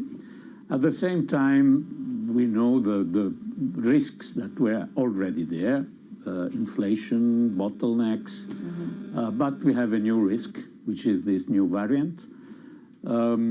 And so I think uncertainty and volatility are linked also to this new variant. My guess, my advice is to consider the fact that our economies are adapted to this crisis. We have plenty of vaccines in our countries. Of course, we have to extend vaccination all over the world, but there is no reason for panic. So your message is actually very similar to President Biden yesterday, who said we shouldn't worry or should not panic because the fundamentals of the economy are actually still very strong. Yes, I think indeed this is the situation. We are already in a relatively small wave of pandemic. It's the Delta pandemic, not the Omicron pandemic at the moment. And we see index of restrictions and index of mobility changing since more than 1 month. Restriction is increasing and mobility is reducing. But this is not at the same path of previous lockdowns, and the economic consequence of these restrictions are weaker than in previous crises because of the fact that the economy is completely adapted. I'm not saying that we will not face problems, especially on travel industries, on tourism, possibly we can have new problems. But overall, I think our economies are adapted to this kind of crisis because of vaccines. But what happens if a country like Germany goes into a lockdown? There's many out there who say if that happens, then you're going to see a leg lower for everything. Stocks, and you're going to see this panic again kind of kick in. This is a repetition of another winter lockdown. Well, I think the condition now are for taking some restrictive measures. And they are, I think, fully justified because of this uncertainty connected to the Omicron variant. But I don't see now conditions for total and full lockdowns comparable to the one we lived previously. And when it comes to inflation, of course, there's a huge conversation, I guess, for the ECB now. It's very difficult to deal with this, but it also affects your portfolio. We're seeing prices are jumping big time. This is hitting consumers now and the pocket. That's where it hurts. So when are we going to see this perhaps on a more sustainable basis? Is there a horizon that you're willing to stick with? Well, in our forecast that we presented in November, beginning of this month, the idea was of inflation continue to on the rise during winter, during these months, November, December, probably January. We will see. But the driver of inflation begin to fade next year. Probably at the end of the winter. And so I think the ECB point saying there are no reason now to tighten our monetary policy are fully justified. And can I ask you, when you're looking at this, there's also a big debate as to whether or not the PEP program is going to end, as to whether the fiscal rules in Europe, you're very involved in that, are going to go back. Germany's talking about the debt break in 2023. A lot of people say this is completely crazy. The fact that we're having this conversation with an economy that's still healing, with all of this uncertainty, why are we still talking about this? I think it's not reasonable to have in the same page uncertainty, concern about new variants, and the consequences of this situation, and a message of tighten fiscal policy, move monetary policy in wrong directions. This is not for now. Now I think there is reason to keep a supportive fiscal stance. So you think it still needs more stimulus? Like this is an economy that needs more stimulus? A more selective support, not universal. But we are still there. We are still fighting to give this recovery full speed. And I think it would be completely wrong now to tighten this situation. And just as a final question, you know, there's still also this debate about the 3% debt to GDP, the 60%. Many out there say, given the amount of debt that we've seen with this pandemic, you know, these numbers don't actually mean anything. It's not even a gauge for risk perception anymore. Why are we so fixated on those two measures? Should they change? Well, I think that European countries will go towards this 3% of deficit threshold quite quickly in a couple of years. Different is, of course, the debate about the debt. But I think also without changing these thresholds, because as you know, these thresholds are in our treaties, and changing them is not easy, and it is not our purpose. But we can change the path of the reduction of the debt to make it more realistic. If we keep a path of reduction of debt that it's completely unrealistic, I don't think we will strengthen the European institutions and the European economy. And just as a very final question, I have to ask you, you're Italian, you know there's so much speculation as to what happens in Italy next year. Are you open perhaps to returning to Italy in some capacity? I'm sure you know which job I'm alluding to, but... I'm here and fully committed to address the issues we were speaking about. Well, Commissioner Paolo Gentiloni, thank you so much. Commissario, thank you so much. Always good to see you. Thank you. Danny? Maria, thanks so much. And Maria, I want you to stick there for just a moment because I want to bring us some lines crossing over Europe and vaccination, get your take on it. The Greek Prime Minister announcing that those above 60 years old who aren't vaccinated are to face a fine. Of course, Germany already restricting those who are unvaccinated. Maria, how do we see these types of restrictions, these types of sticks when it comes to vaccines shaping up in Europe at the moment? Well, Danny, if I understand it correctly, of course, I didn't see the headlines, but the idea is that the Greek government will now put a fine to people over the age of 60 who don't want to get the vaccine. You know, I think a lot of this really does reflect the fact that some of the incentives up until now have not really worked on the positive basis, but also that this is the age group that could face serious issues in the winter if hospitals become again overburdened. So I think that that's where it's going, and that's a message that the Greek Prime Minister, Mitsotakis, is trying to send. Maria, she can do it all. A fantastic interview, and of course, reacting there to some breaking lines. Maria, thanks so much. That's our Maria Tadeo in Brussels. Now, coming up, Goldman Sachs seeks to combat burnout by boosting benefits for employees. But how do its new offers compare to that of other big banks? We're going to discuss that next. This is Bloomberg.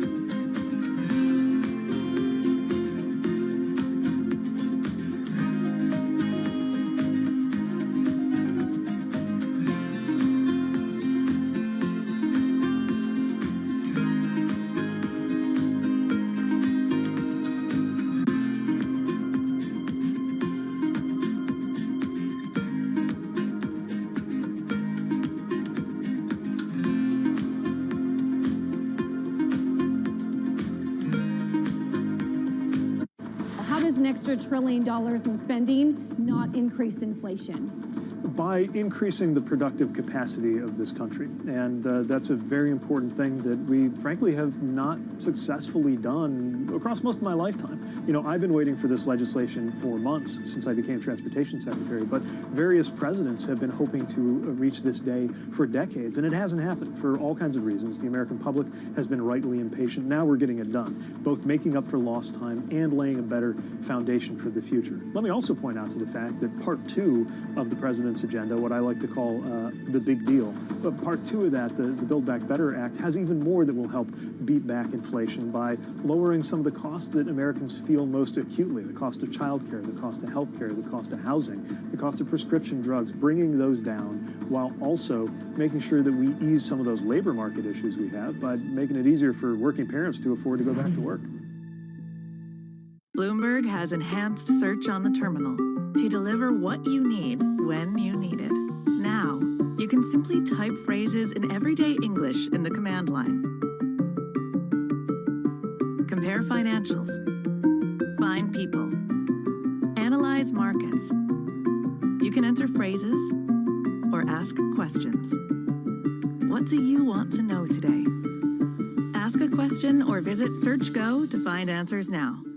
It's really a reminder, isn't it, just how sensitive the markets are to any commentary about trade. We did see some pressure on the yuan, we did see some pressure on the futures. That is now being reversed.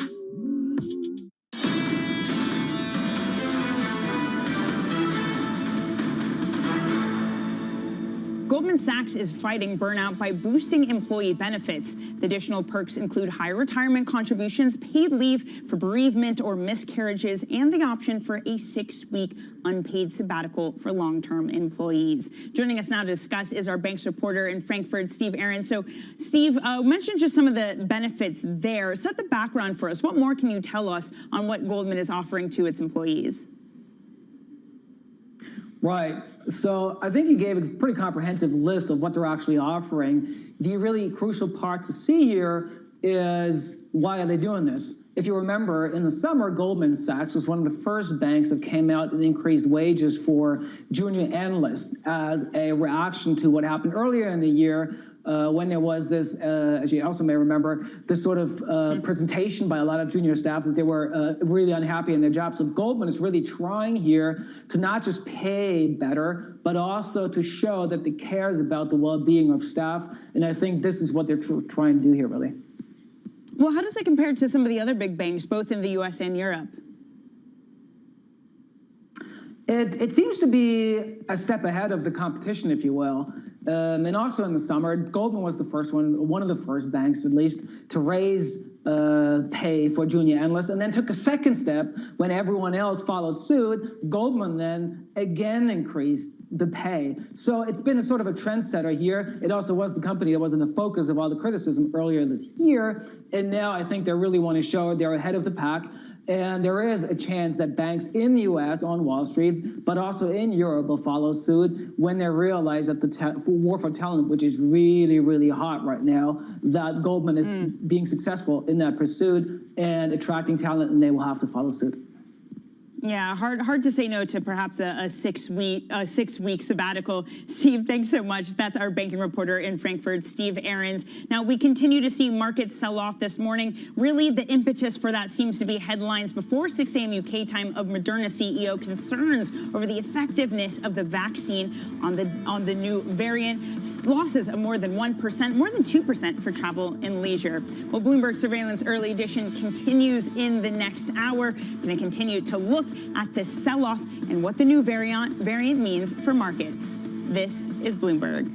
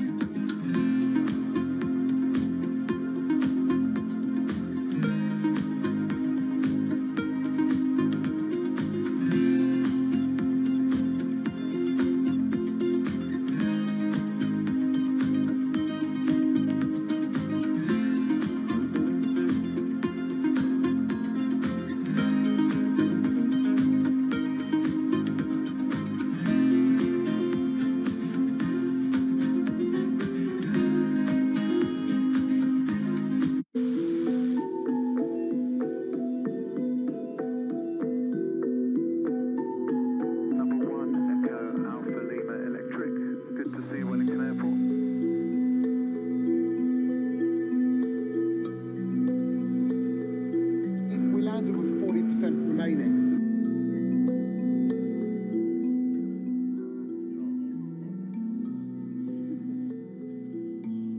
101 years ago, Ewan Dixon was the first guy to do it. It's taken a century for us to change our propulsion system away from liquid fuels.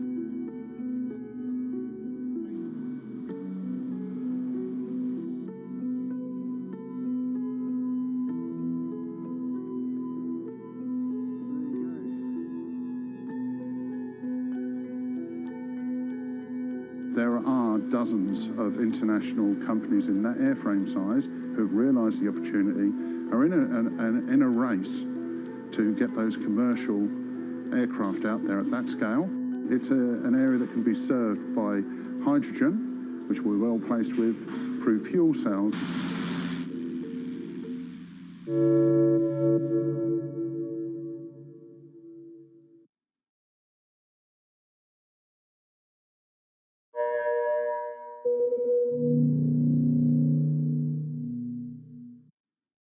Mercedes-Benz is on a path towards CO2 neutral mobility. So we have flicked the switch there, and really we're going to step by step electrify everything. And what does that mean? Combustion engines get electrified. Access the financial world on demand. Hear from leading economists, policymakers, and industry experts via live and on-demand webinars, only from Bloomberg. Start exploring to see what's moving the markets. Visit Bloomberg.com/webinars. Every Friday with 30 minutes dedicated to fixed income, I'm Jonathan Ferro. This is Bloomberg Real Yield.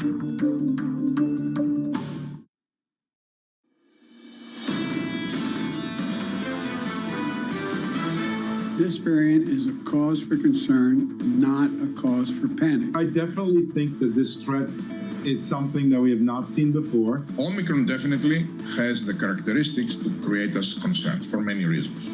But also, we have been preparing for a moment like that for months. This is Bloomberg Surveillance, Early Edition, with Anna Edwards, Matt Miller, and Kaylee Lines. It is 10 a.m. in London, 5 a.m. in New York, and 6 p.m. in Hong Kong on this Tuesday, November the 30th. Our top stories today. Moderna calls the Omicron variant a serious threat. The company warned that existing vaccines won't offer enough protection. The market responds. Stocks in Europe are dropping, so are U.S. equity futures. Bonds are rising as investors seek safe havens. And Jerome Powell and Janet Yellen head to Capitol Hill. They'll face questions about Omicron and the threat of inflation. Kaylee, welcome everybody to the program, of course, Bloomberg Surveillance Early Edition. And Kaylee, front of mind really is the efficacy of vaccines. To what extent, to what percentage perhaps will they stand up to the Omicron variant versus what we've seen with the Delta variant? That really is what's going through the market's mind this morning. Absolutely, Anna, and it may take us weeks to have those answers, but the market is reacting to the uncertainty right now. And we certainly saw that in the Asian session overnight. Decisively risk off. The MSCI Asia Pacific Index down about 0.6%, but China and Hong Kong both were lagging. And actually, the Hang Seng China Enterprises Index fell 1.5% and closed at its lowest since all the way back in May of 2016. At the same time, you're seeing equities sell off. You are seeing that bid into safer haven assets, including the Japanese yen, which is stronger against the U.S. dollar by about 0.6%, sitting at 112.86. So 112 handle is back. And you're also seeing a bid into bonds really across the world. And that was true, too, in Australia, with the 10-year yield coming in about 5 basis points to 1.69%.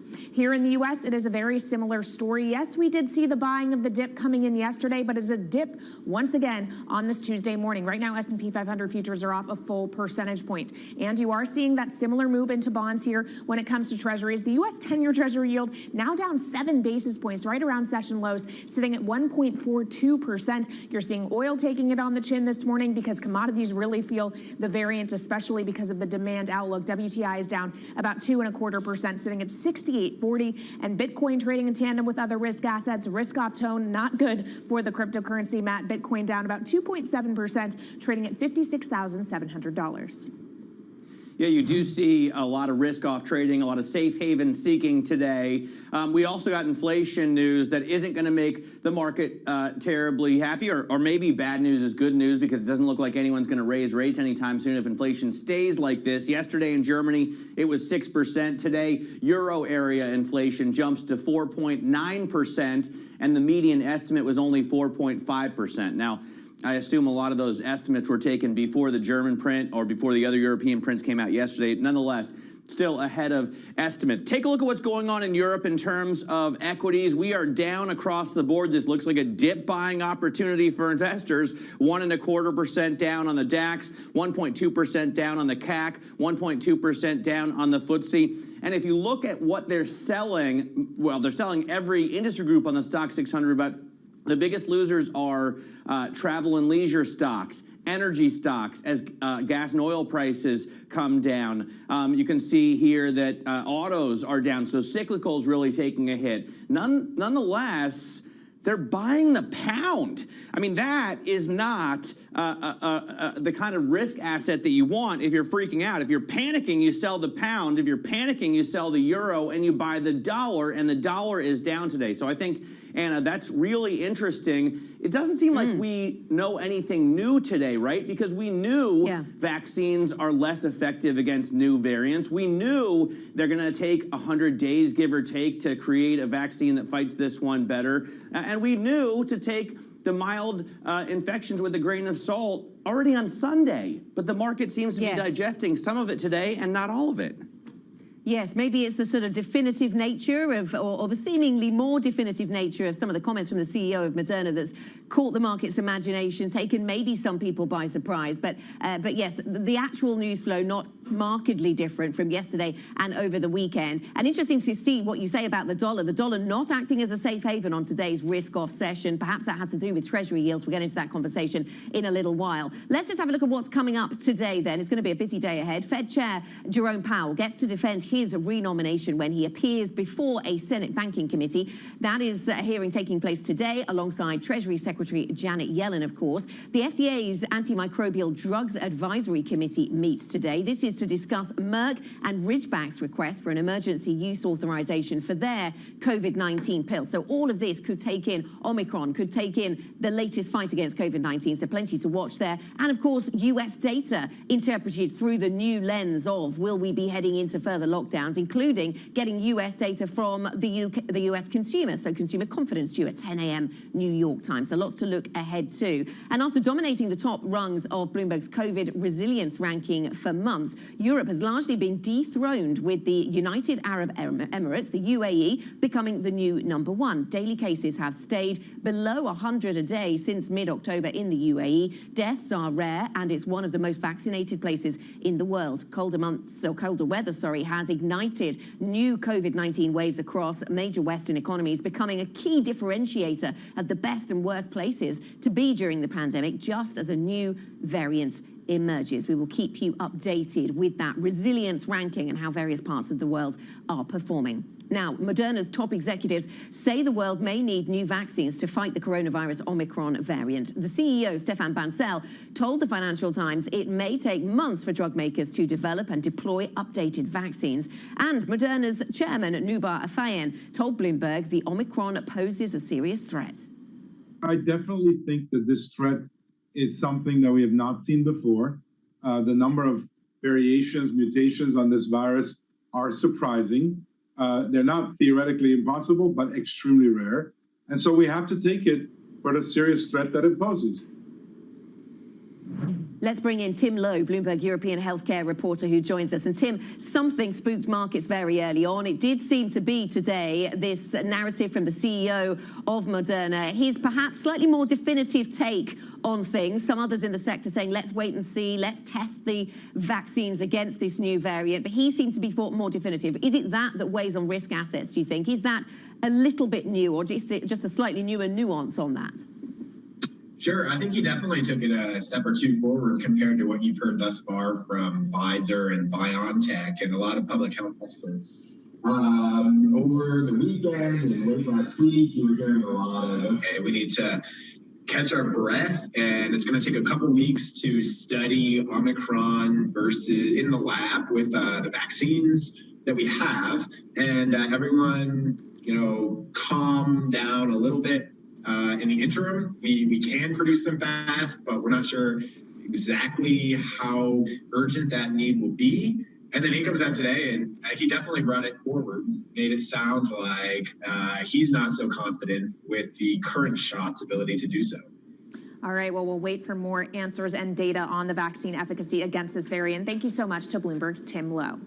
Now let's head over to Washington. Fed Chair Jerome Powell says the Omicron variant poses risks to both sides of the central bank's mandate to achieve stable prices and maximum employment. In prepared testimony ahead of a Senate appearance today, Powell says the virus could reduce people's willingness to work in person, slowing progress in the labor market and intensifying supply chain disruptions. Joe Matthew, Bloomberg Washington correspondent, joins us now from our D.C. bureau. So, Joe, that's Powell's opening statement. We know what he's going to say. Then it turns to the Q&A. What are lawmakers likely to press him and Janet Yellen on? Well, boy, there's no shortage, and good morning. This was already getting outsized attention, I should say, in terms of testimony from Powell and Yellen following the renomination of Jay Powell, following the long conversation we've been having about inflation, and lawmakers do have a lot of questions about rising prices. You add this new variant, and this conversation gets a lot more complicated. Janet Yellen also issuing some remarks in advance prepared testimony suggesting that you cannot separate COVID from the economy, and that's what we're talking about here. It's a job story. If you cannot solve the COVID issue, you cannot get people back to work and reach full employment. But Janet Yellen also pointing to the debt ceiling. This is going to be a big part of the conversation today. As you know, lawmakers have to address this issue by the end of the week. Not that we're going to default by the end of the week, but that's the deadline legislatively to handle the debt ceiling. Janet Yellen suggesting that if it is not handled in time here in the next several days and weeks, that it could eviscerate, the word that she used, the economic recovery. So we have a lot of moving parts in this dual testimony today. I want to ask about the SALT deduction cap. It looked like maybe we were making some headway, but now Bernie Sanders apparently has walked away. Of course, Sanders has been sort of the thorn in the side of those who want the SALT cap raised. What do we know? Well, it's just a story that won't go away here, Matt. We're on the Senate side. Again, Bernie Sanders does not love the looks of an agreement that we thought had been struck here and wants to, instead of make this revenue neutral, actually pull some money out of the SALT deduction provision to pay for expanded Medicare. This has been back and forth between Bernie Sanders and Bob Menendez, Democrat from New Jersey here. The fact of the matter is, though, it's just a reminder. We could have another story like this in a week from now, that there is not a bill ready in the Senate and that they've got a long way to go. Senator Joe Manchin has also been speaking the last 24 hours, Matt, about his displeasure with the timeline, his increased worries about inflation, having heard about rising gas prices when he was home for Thanksgiving. So no, there's no bill in the oven. It's not baked. It's not even ready to go in the kitchen yet, it looks like. some more assembly of ingredients to do then. Joe, thank you very much. Bloomberg's Joe Matthew with the latest there from Washington. You can listen to Joe every weekday on his radio program, Sound On. That is at 5 p.m. Eastern Time on Bloomberg Radio. Now, Goldman Sachs added new employee benefits as part of a package of changes aimed at addressing worker burnout. Let's get more on this. Bloomberg's Stephen Aarons is with us. And Steve, good morning. Tell us more about what Goldman is going to be offering then to its employees.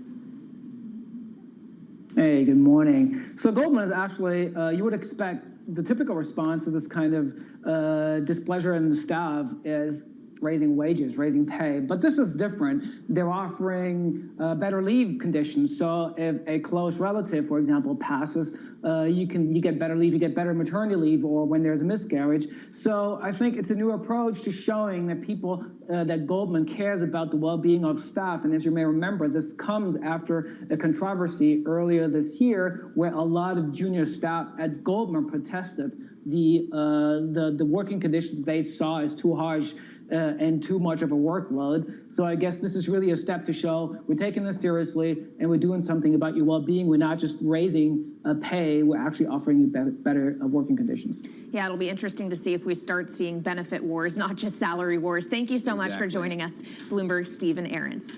Now let's get back to the U.S. equity markets and take a look at some stocks moving in pre-market trading. And no surprise, given the fact that it is the Omicron variant fears dominating the market narrative this morning, you are seeing the usual COVID-19 sensitive sectors under pressure in early hours, including the travel complex. And one example of that is Norwegian Cruise Lines. It's down 3% in pre-market trading and already is trading around its lowest level in a year. So more losses could be coming come the opening bell. You also are seeing a gain for some of those stay-at-home winners. Again, this is your classic COVID-19 trade. The likes of Zoom Video getting a little bit of a bid in pre-market trading, up the better part of 2%. And another stock higher on all of this news is Novavax. Of course, it has a COVID-19 vaccine candidate in the works, and the European Medicines Agency says it could have approval in the coming weeks. So that stock is getting a nice lift before the bell, Anna. It's up about 3.5%. Yeah, more broadly, interesting to see that we've got actually vaccine makers pretty mixed in the pre-market over in the US. So we'll see how the latest comments from the CEO of Moderna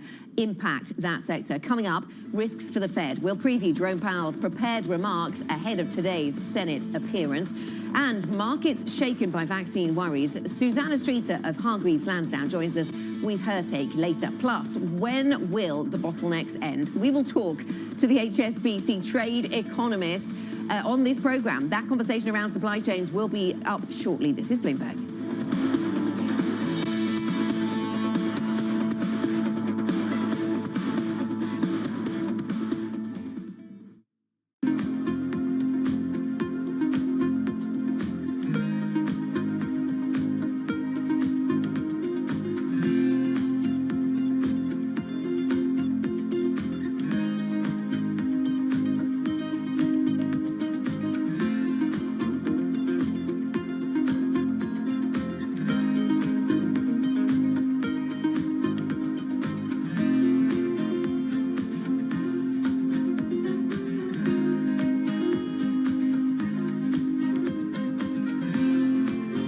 Common ground on energy that you share now with the Prime Minister of the United Kingdom? We are both very committed to the transition to a net zero future, and as part of that, to building up the renewable energy capacity for Scotland and the UK. Scotland has got massive potential in wind energy in particular, onshore and offshore, but also some real potential in new and emerging technologies, carbon capture and storage, for example.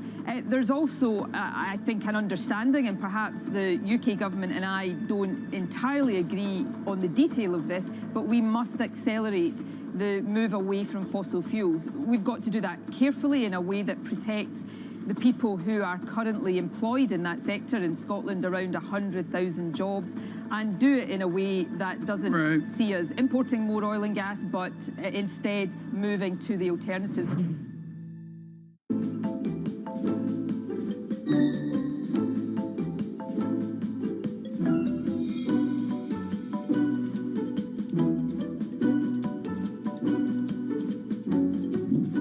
Any young woman that's watching this wants to be the next Diane von Furstenberg, what would you recommend? Be as true to yourself as you possibly can. The more you could be you, the happier you will be.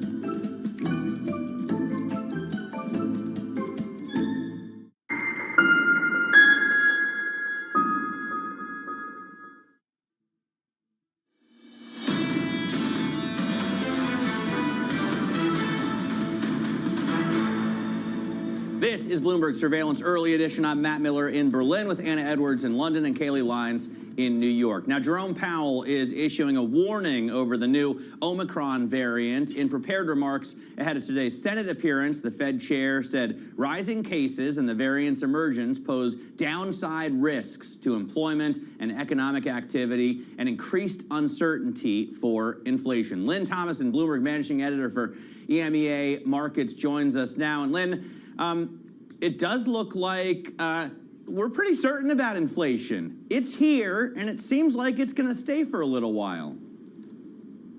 Yeah, definitely. But I guess the question is, what will Omicron do for that? I mean, how does that change the picture? Does that mean that the Fed will be, softer on tapering? Will we get monetary stimulus for longer?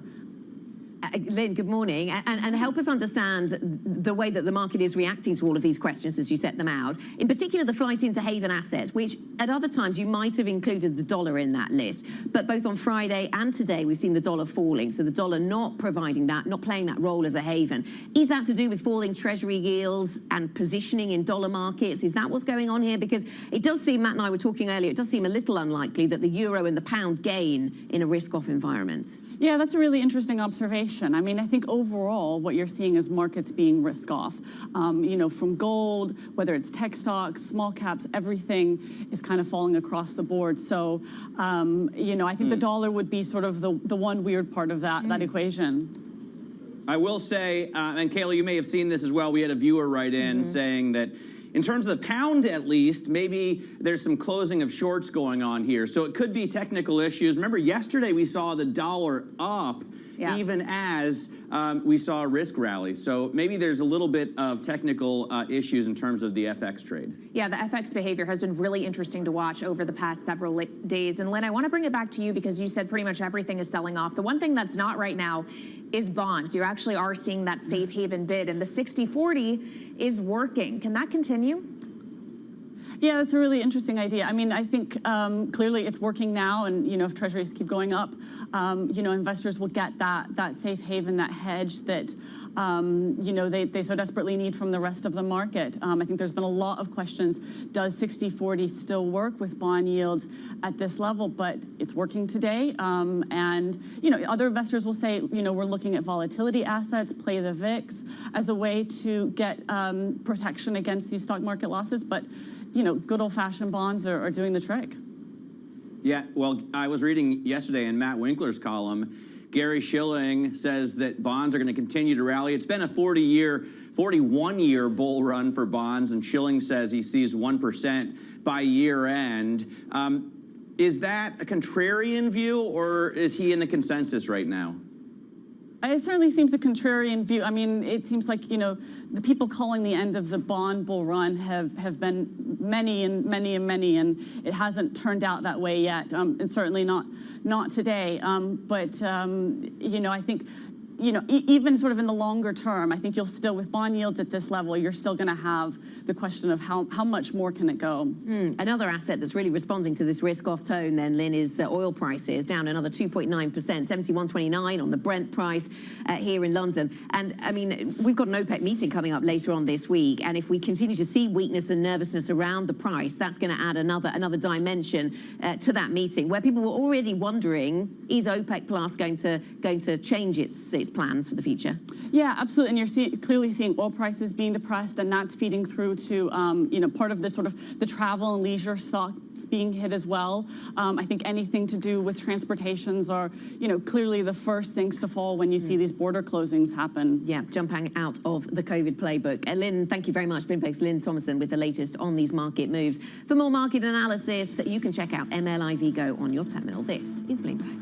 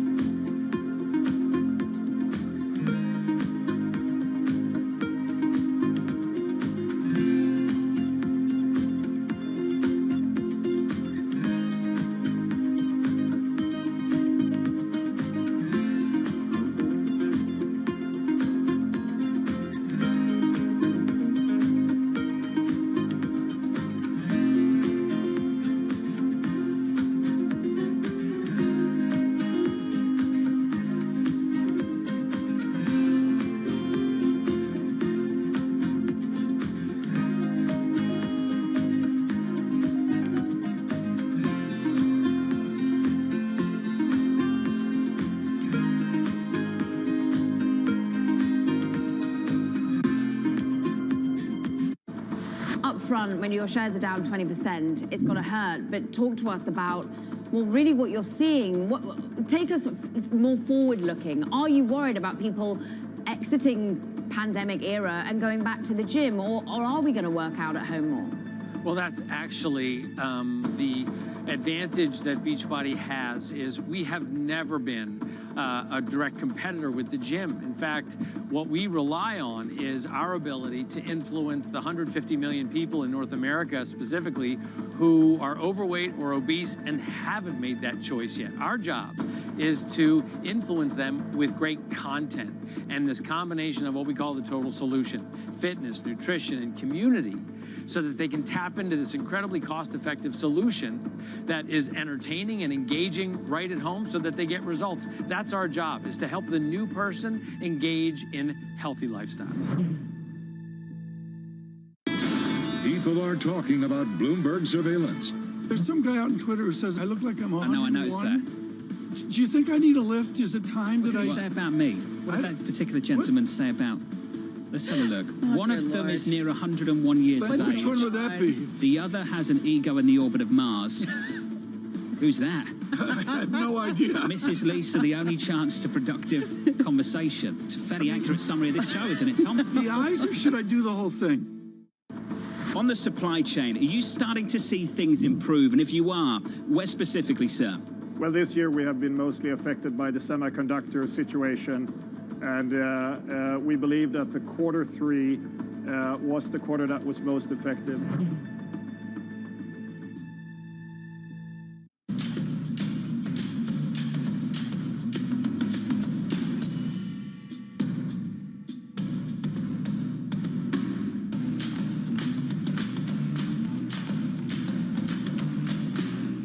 This is a market that over the past few weeks has made it clear it wants to go higher. It got a little spooked by the idea that geopolitical tensions are rising.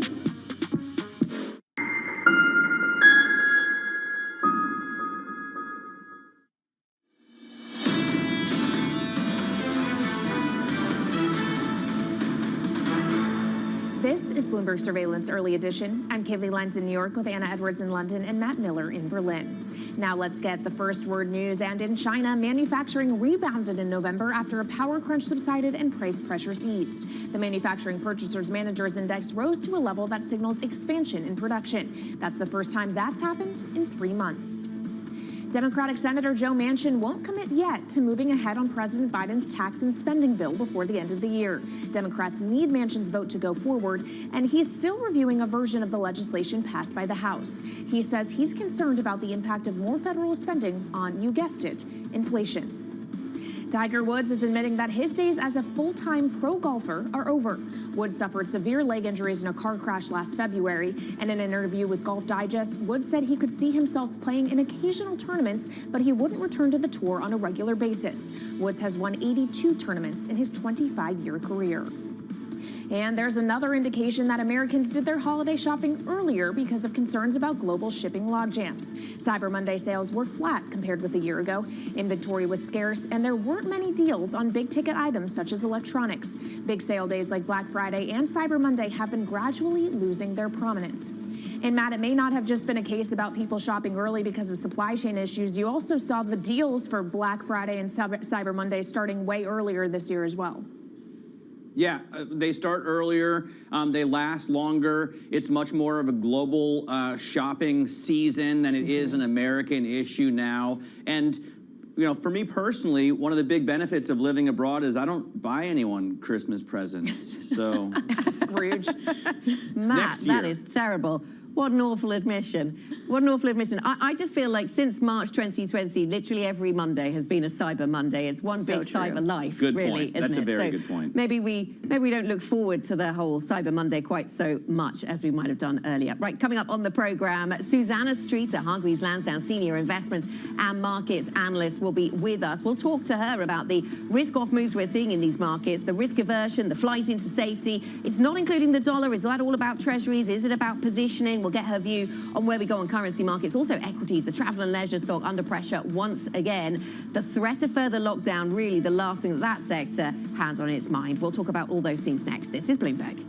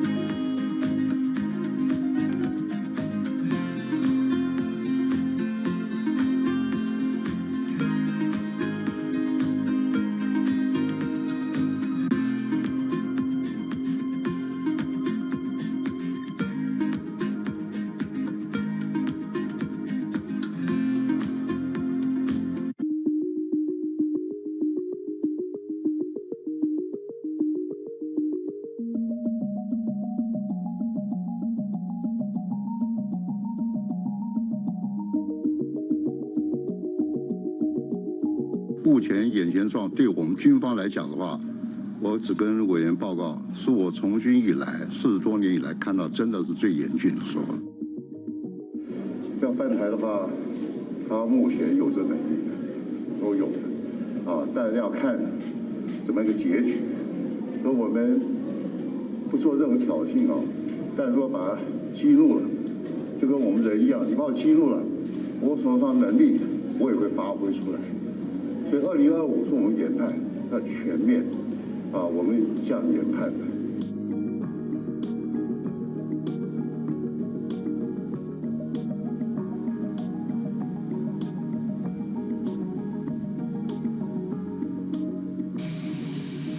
China has, I've spoken with Xi about Taiwan. We agree, we'll abide by the Taiwan agreement. That's where we are. And we made it clear that I don't think he should be doing anything other than abiding by the agreement.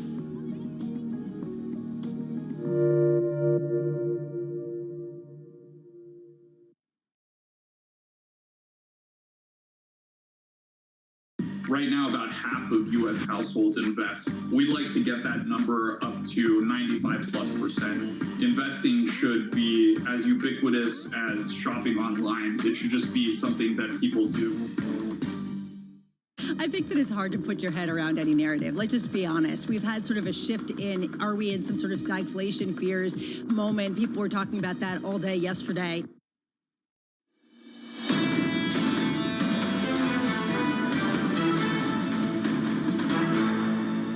This is Bloomberg Surveillance Early Edition. I'm Anna Edwards in London with Matt Miller in Berlin and Kayleigh Lyons in New York. And Matt, we've been talking all morning about the risk-off moves that we're seeing in markets as a result of maybe the restatement or slight intensification of nervousness from CEOs of vaccine makers, in particular Moderna, around the way that vaccines are going to stand up to Omicron. But hot off the presses, I mean, this is all about the market moves here, and hot off the presses from a Markets Live team, they're talking about how actually the flight into treasuries is really intensifying this morning. And ahead of the US session, Matt, that's probably worth bearing in mind. The flight to safety into treasuries becoming more pronounced now with moves in the 7 and the 10-year maturities really taking effect. It's something we should certainly be keeping an eye on because, of course, of the connection with the dollar as well.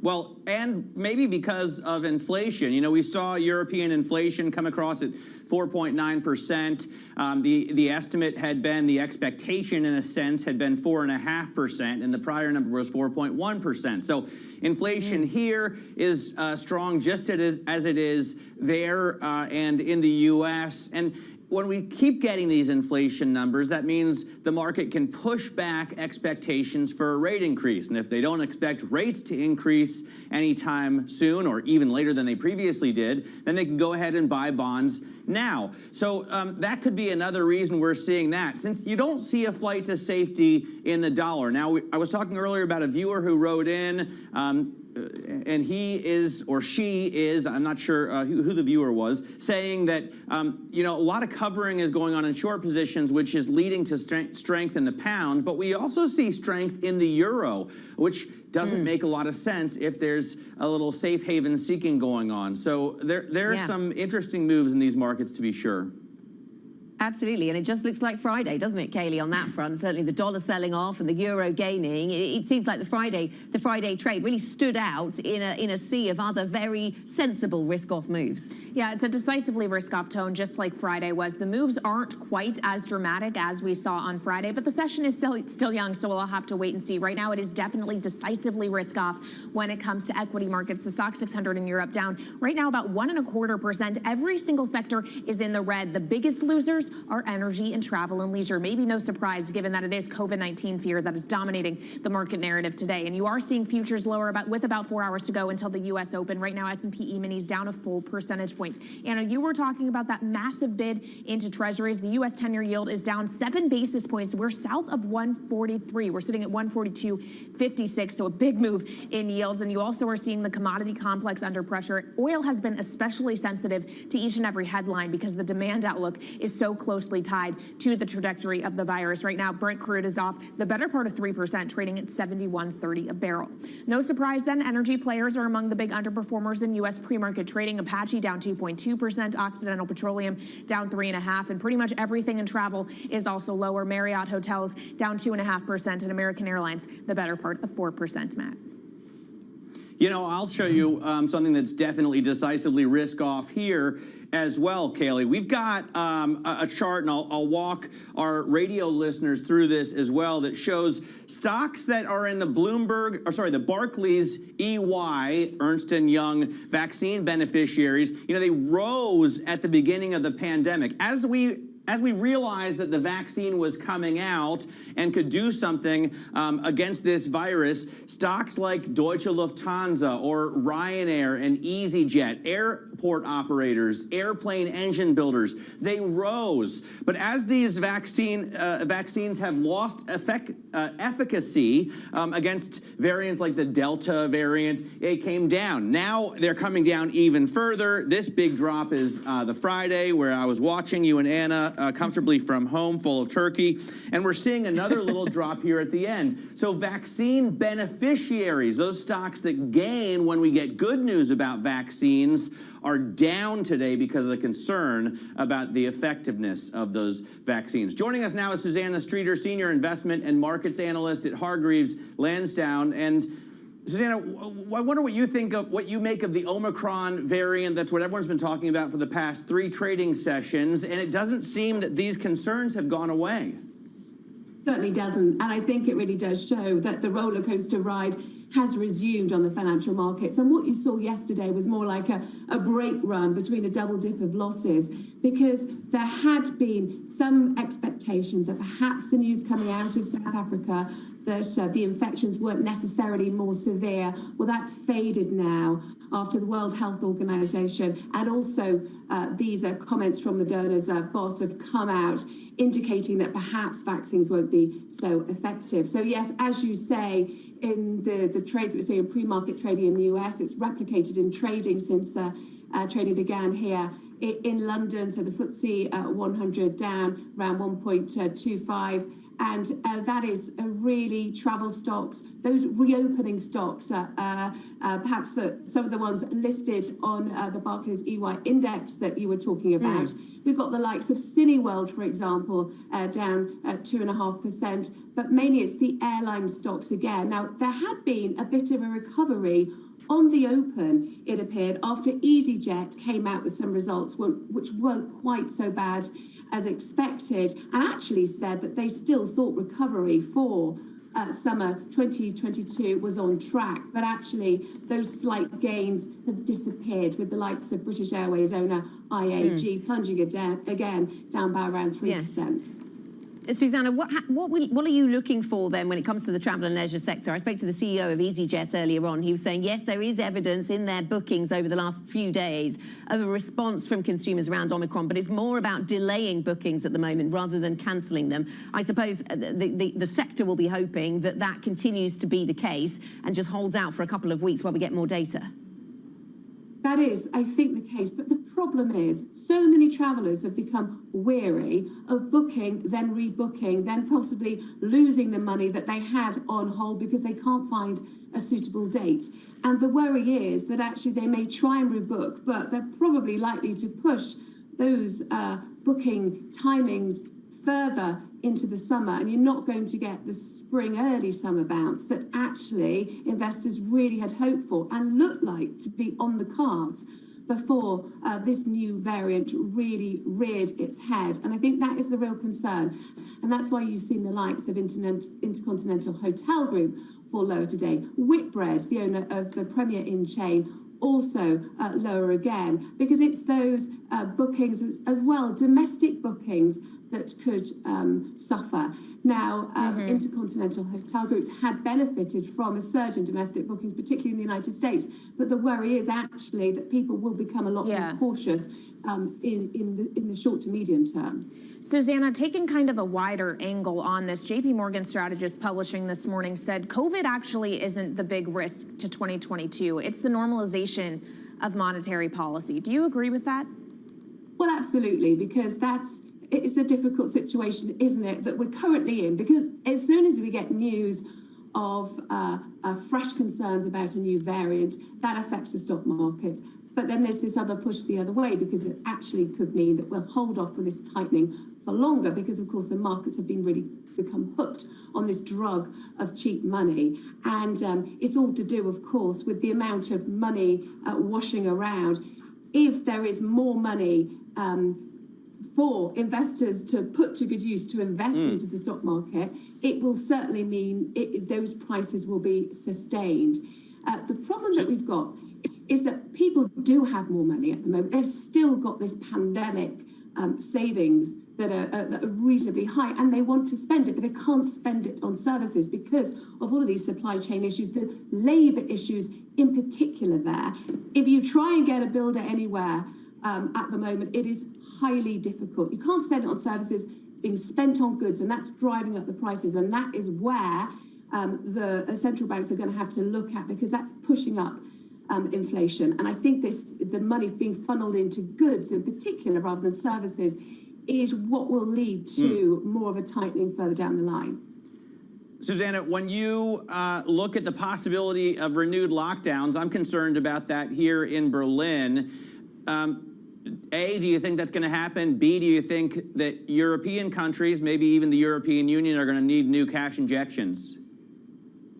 Well, that is the clear worry. And I think that's why you've seen stock markets in Europe hit more than in Asia, because, of course, as you well know, there are lockdowns in place, many regional lockdowns in parts of Europe, and curfews in particular. And that's already hurting. And certainly, if there is a fifth wave of COVID, that really could hurt. And yes, there will have to be more cash injections to keep certain sectors, particularly hospitality, alive. I mean, the furlough schemes, the job retention schemes have been rolled back, but they may have to be rolled out again if there is a mass blanket ban on these restaurants, bars and pubs opening. And so, yes, there is likely to have to be further support if this is the case. But look, we're in a wait-and-see mode at the moment. We really don't know as scientists scramble to establish just how effective they are. And I think,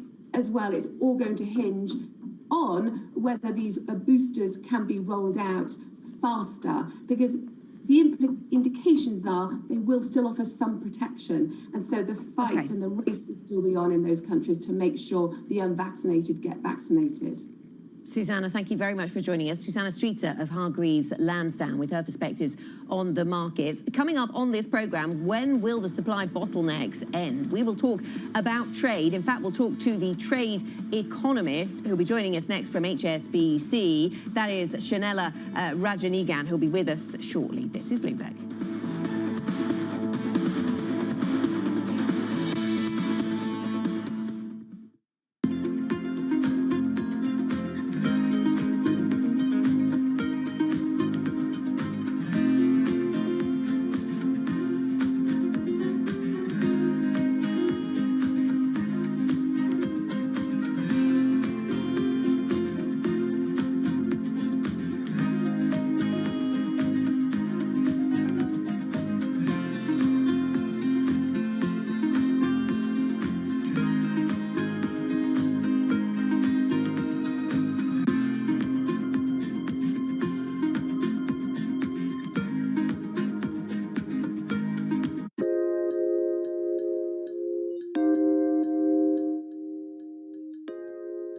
You should be thinking about formerly incarcerated people as representative of their families also and of their communities.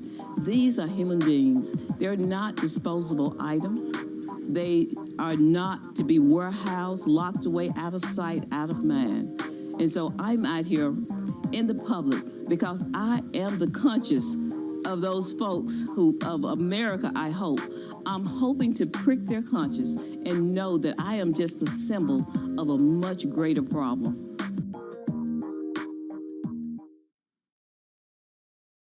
Today's CFOs are reshaping the C-suite, positioning companies to meet the next generation of challenges, breaking out of traditional roles to become Chief Future Officer. This week, Find out how Leanie Oberg is helping Marriott transform itself at a pivotal moment for the hotel industry. Part of our job is to make sure, what do customers want? What are they thinking that they want next year and the next year? Chief Future Officer, brought to you by Workday, Wednesday on Bloomberg. From New York City. Here in London, in Sydney, in San Francisco. 9 a.m. in Beijing and Shanghai. Good morning, everyone. Have a great evening.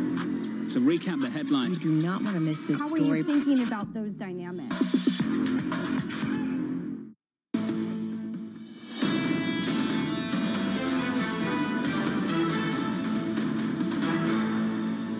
Although in the first 2 or 3 months there was a lot of chaos, it was the biggest thing that ever happened for 102 years. But here we are with trade being 5% higher than pre-pandemic levels and supply chains actually working pretty well. There's been some traffic jams, there's been some congestion, but people, from an express point of view and an air freight forwarding point of view, are getting what they need pretty much when they need it. That was John Pearson, DHL Express CEO, speaking to us earlier today on global supply chains. And joining us now to talk more about that is Shanella Rajanagam, HSBC trade economist. So Shanella, great to have you. When we look at the Omicron variant, we've seen in the past that one case at a port in China could shut it down and wreak havoc on global shipping lanes. Do you see a situation where that could happen again? Yeah, absolutely. I mean, that is one of the key risks with the current supply chain crisis at the moment. It's that we have these existing bottlenecks, existing congestion at ports, and at the same time, a very low tolerance for COVID-19 cases at certain key ports and in certain countries around the world. So yes, the potential for unforeseen factory closures or indeed even port terminal closures does remain a very key risk looking out into the near term. Good morning, Chanel. Yes, I was just looking for one example of this, just popping up on the Bloomberg. One company over in Malaysia that does palm oil and other agricultural products saying any new lockdown will delay arrival of plantation workers. And it's that kind of experience repeated in many parts of the world that might add to our concerns around supply chains. As we think about a new variant, which part of the world will you be focused on? Will you be focused on Asia and a propensity to lock down, and that will be your focus, Shanella? Yeah, I mean, the focus really is global, but it is what's important for key trade routes. And as we've seen, that channel from Asia through to the west coast of North America and also from Asia through to North Europe is very key for trade. And it's really been where the support for global trade volumes has come from over the past 20 months or so. So any further disruption in Asia, any potential factory or port closures could certainly affect the flow of goods from east to west. I know that before there was Omicron, there was Delta, and there were plenty of others, as we very well know, Shanella. And you've been looking at how bottlenecks have been talked about by CEOs, I know, through the last earnings season. What have you seen when you've used technology to look at the language being used by CEOs? What sense do you get as to how far through this we are, if we put to one side Omicron for a moment, which I know is difficult to do? Yeah, so along with our data science team, we have been using NLP techniques to analyze some of these earnings calls. And as of no surprise to anyone, really, supply shortages were of a key concern for CEOs around the world. But this was particularly pronounced for companies in the technology, in the industrials, and in the consumer goods sectors. And then in addition to that, management in US and European companies were particularly concerned about shipping disruptions as well. And so they spoke a little bit about the types of strategies they've taken to mitigate some of these supply chain disruptions. But in terms of a timeline for when this might end, it is all up in the air at the moment. So it could be anywhere from over the course of next year through to 2023. Yeah, I'm wondering the same thing. You know, I'm looking for, I want to buy a new GMC Yukon. I want the AT4. It's kind of the off-road version with the 6.2-liter V8. It's just available in 2022. But all the dealer lots are empty, and anyone that has one of these trucks is charging at least $6,000 over sticker, more like 10 to 15, some even 25, and they don't expect to get real inventory for 12 to 18 months. Does that sound like a reasonable time window for you? Yeah, I mean, the thing is these supply bottlenecks and the inventory shortages do really vary by sector. And so this is one of the other key risks looking out ahead, because even though if trade disruptions do start to ease at some point, we have pent-up demand for the shortages in these certain sectors, and autos and vehicles are a key one. So that pent-up demand could come back at different times, and so it means that trade disruptions won't necessarily fully ease until all these disruptions have started to abate. Shanella, thank you very much. Thanks for joining us. Shanella Rajanayagam, HSBC trade economist with the latest on trade disruptions. We were so close to getting through it, perhaps, and now we have to think about where Omicron takes us. Coming up on this program, though, where will Alphabet's next $1 trillion come from? Part of our interview with the CEO, Sundar Pichai. That's next. This is Bloomberg.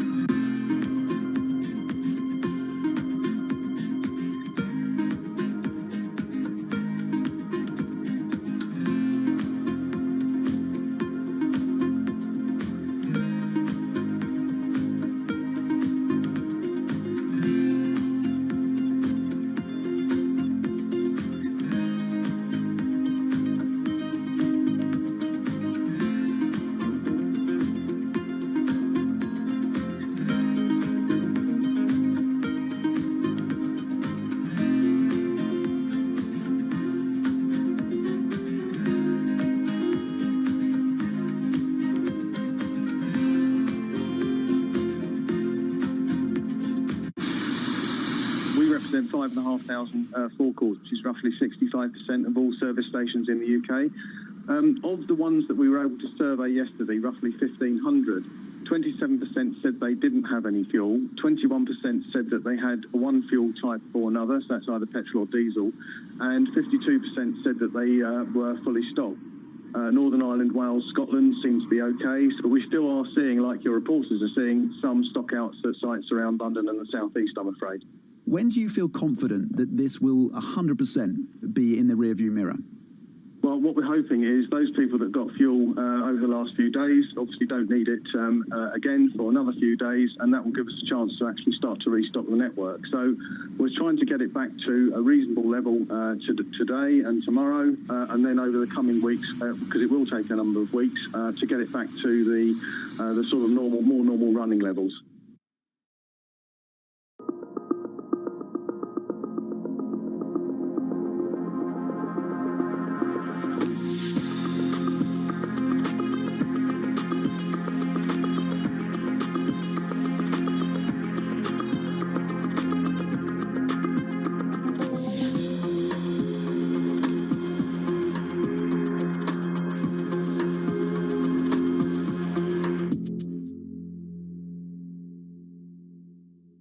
It's really a reminder, isn't it, just how sensitive the markets are to any commentary about trade. We did see some pressure on the yuan, we did see some pressure on the futures. That is now being reversed.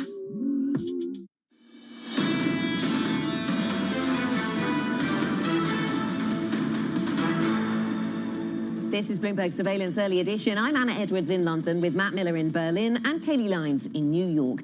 On the latest episode of Bloomberg Studio 1.0, Emily Chang sat down with Alphabet CEO Sundar Pichai to talk about where the company's next trillion could come from. Google just hit a $2 trillion market cap. Alphabet, I should say. Where is the next $1 trillion going to come from? You know, I've always felt, your market cap valuation is an effect of the value you provide. And I feel fortunate our mission is timeless. There is more need to organize information than ever before. I still feel search is our biggest moonshot as a company.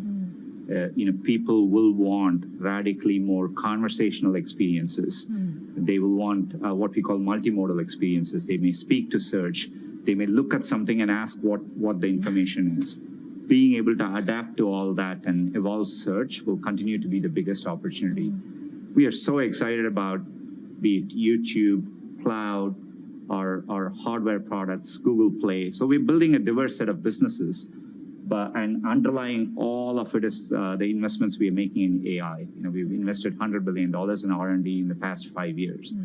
And so applying AI in a deep way is probably where we will create the biggest opportunity ahead.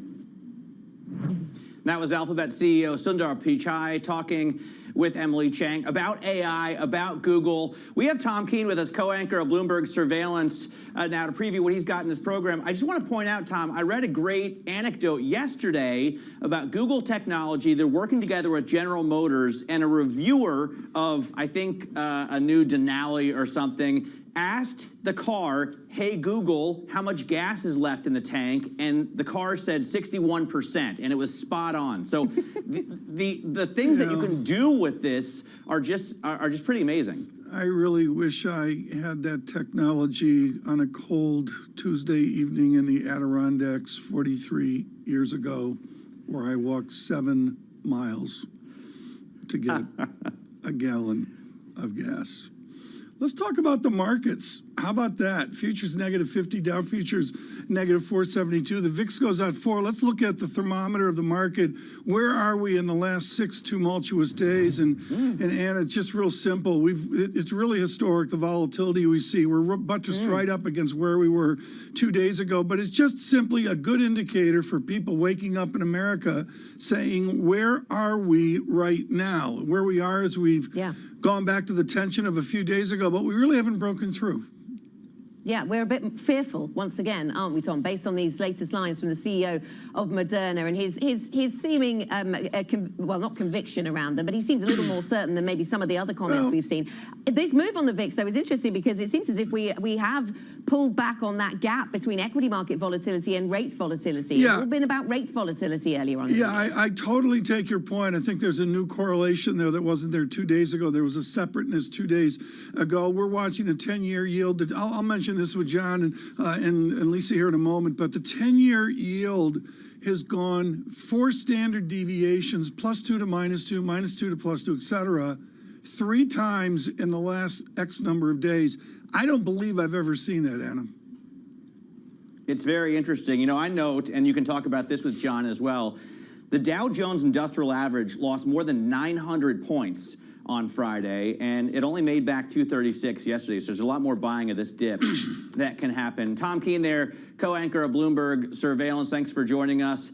I want to take a look at what else we're watching. And for me, it's all about the pronunciation of Omicron or Omicron or Omicron. I don't know whether Homer or Pythagoras would have said Omicron or Omicron, but I know that the accent would have been on the second syllable, Anna, because the point of this 15th letter of the alphabet, it's O minor. It's the small o as opposed to omega. So it should be Omicron and not Omicron. If you want to obsess about the pronunciation of it, you go ahead, Matt. I'm just glad it's not new or knee or whatever that would have been, because that would have got very confusing. We'll focus on Omicron, whatever you want to call it. We'll also focus on Powell and Yellen. Of course, they're going to be in front of the Senate Banking Committee, 10 a.m. Eastern time. That takes place. And it's important because we heard from Powell overnight, and before the markets were scared by the latest lines around the vaccines and the virus, they were comforted by what Powell had to say. So I wonder if that's something we need to watch out for later on, the way that he was talking about how their twin goals could be, to some extent, affected by the new variants. That did seem to calm markets. It led to a bit of a risk-on trade overnight into the Asia session. So we'll see how that develops. Plenty more coverage, of course, of that testimony. More Bloomberg surveillance is ahead. We'll hear from Howard Ward of Gabelli Funds and plenty more. This is Bloomberg.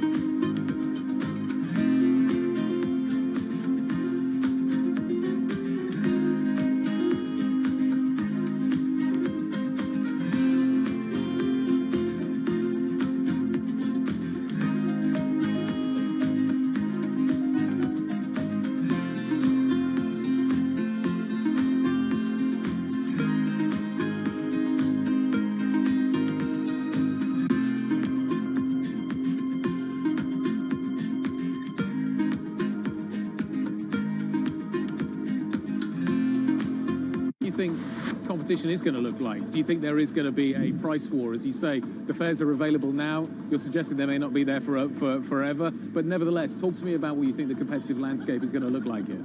We've seen a bit of departures in this market, and this market has three very strong joint ventures that compete head-to-head daily to win the hearts and minds of consumers and businesses in the United Kingdom. So I don't see a difference in the competition. I think we've all focused on Heathrow as the major hub in the United Kingdom, connecting, of course, the U.S., New York, Los Angeles, and other locations. So I see this as a continuation of competition. We've been waiting for the day that we can compete strongly in the marketplace after such a long period of time where it's only been one directional traffic from the U.S. to the U.K., and now it's open, of course, to U.K. nationals. You mentioned Heathrow. What about Gatwick? We made a very tough decision in March of last year to really focus our efforts at Heathrow. Bloomberg has enhanced search on the terminal to deliver what you need when you need it. Now, you can simply type phrases in everyday English in the command line. Compare financials. Find people. Analyze markets. You can enter phrases or ask questions. What do you want to know today? Ask a question or visit SearchGo to find answers now. Will we get to herd immunity? Or let me ask it a different way. Have we given up on herd immunity as a practical matter? You will know when you get to that point, when the cases are so low, they're barely detectable. That's what herd immunity means. We don't know what that percentage is, David.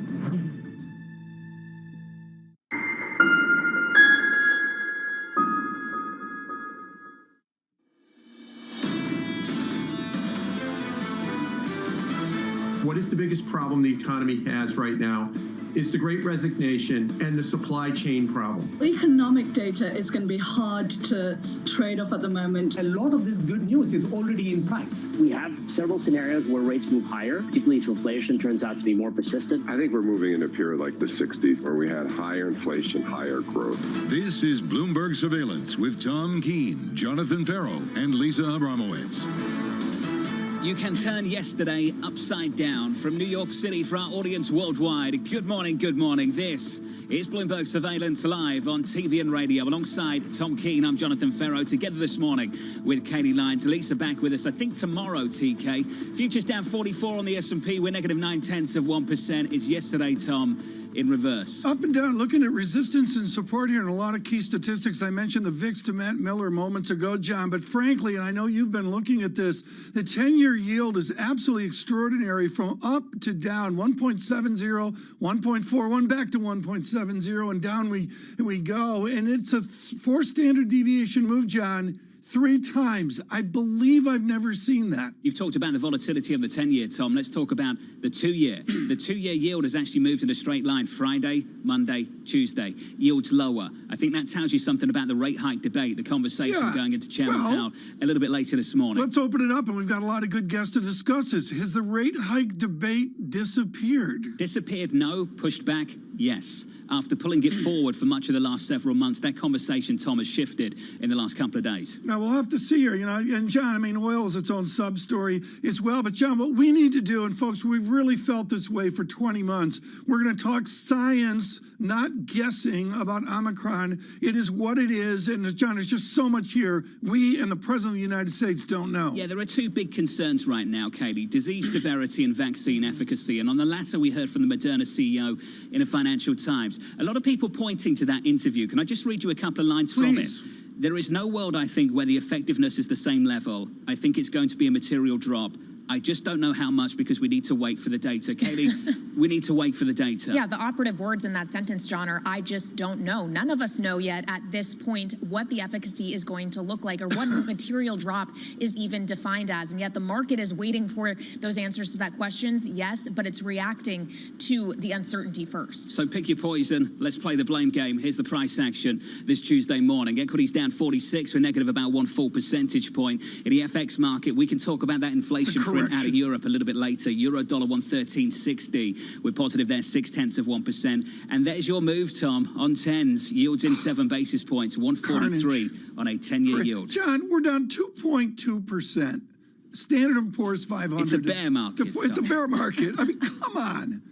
We're down 2.2%. Repeat that. We're down 2.2%. I'm sorry. Down 1% on the morning on the S&P 500 futures, Kaylee. A bit softer this morning. Yeah, and it'll be interesting to see what kind of cues the market is going to get from Chairman Jerome Powell later on today. He, of course, will be testifying alongside Treasury Secretary Janet Yellen in the Senate Banking Committee. That starts at 10 a.m. Eastern Time. We've already gotten their opening statements. We know that Chairman Powell is going to talk about the risks the Omicron variant poses to the dual mandate, both uncertainty on the inflation side and then also what it could do to the labor market recovery. So the market will be paying very close attention to the language and any hints he may drop about the Fed's stance come the meeting on December 15th. Also happening at 10 a.m. Eastern Time is Conference Board Consumer Confidence. Of course, consumer confidence is very key in terms of economic indicators. This has actually been performing a little bit better than University of Michigan sentiment. We'll see if that continues, but we are expecting a slight drop after a bounce in October. And then later on this afternoon, we'll be getting more Fed speak. Vice Chair Richard Clarida will be speaking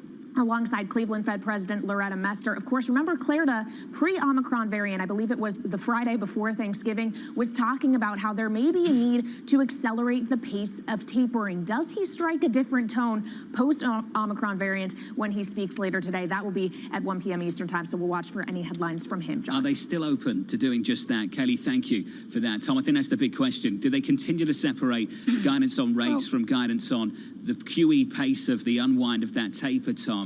I think maybe they do, and that's the conversation we've got to look out for a little bit later this morning. Let me throw some good news and statistical clarity here. I believe from two sources, I have COVID deaths, 14-day moving average, whatever, well under 1,000 a day. That is a triumph of the science and the vaccination community. As we mentioned yesterday, unvaccinated 13 times more likely to die, but we're down at 900 or 800, whatever the number is on deaths. That's a triumph amid this uncertainty. And Tom, when it comes to disease severity, let's hope that these cases so far aren't that severe. So far, that's what we hear. We need to wait for more data to get a fuller picture, but that seems to be where we're at the moment. And Tom, let's be clear about this. If that changes, we'll report that. But so far, that's not what we've heard. Yeah, we'll all have to see. We've got some headlines out there, and Kaylee's bringing them on. John and I can't keep up with the headlines. It's too early in the morning. John, look at what Regeneron's doing here. Their antibody drug loses effectiveness, so I guess we're further out of bed. We've got to wait, Kaylee. We've got to wait. We've got to work our way through this, and when we get data, when we get reports like this, we'll work through it. Yeah, and this report from Dow Jones is just citing preliminary tests, preliminary being the operative word, though you are, again, seeing the market react first before we get full answers to our questions. Regeneron stock down about 2.4% in pre-market trading. And futures down 52. We're negative about 1.1%. Let's get to an investor, Howard Ward, CIO of Growth Equities at Gabelli Funds. Howard, let's start right here. From what you've heard, and that can change, but what you've heard so far, is this a game changer for you? Hi, Jonathan.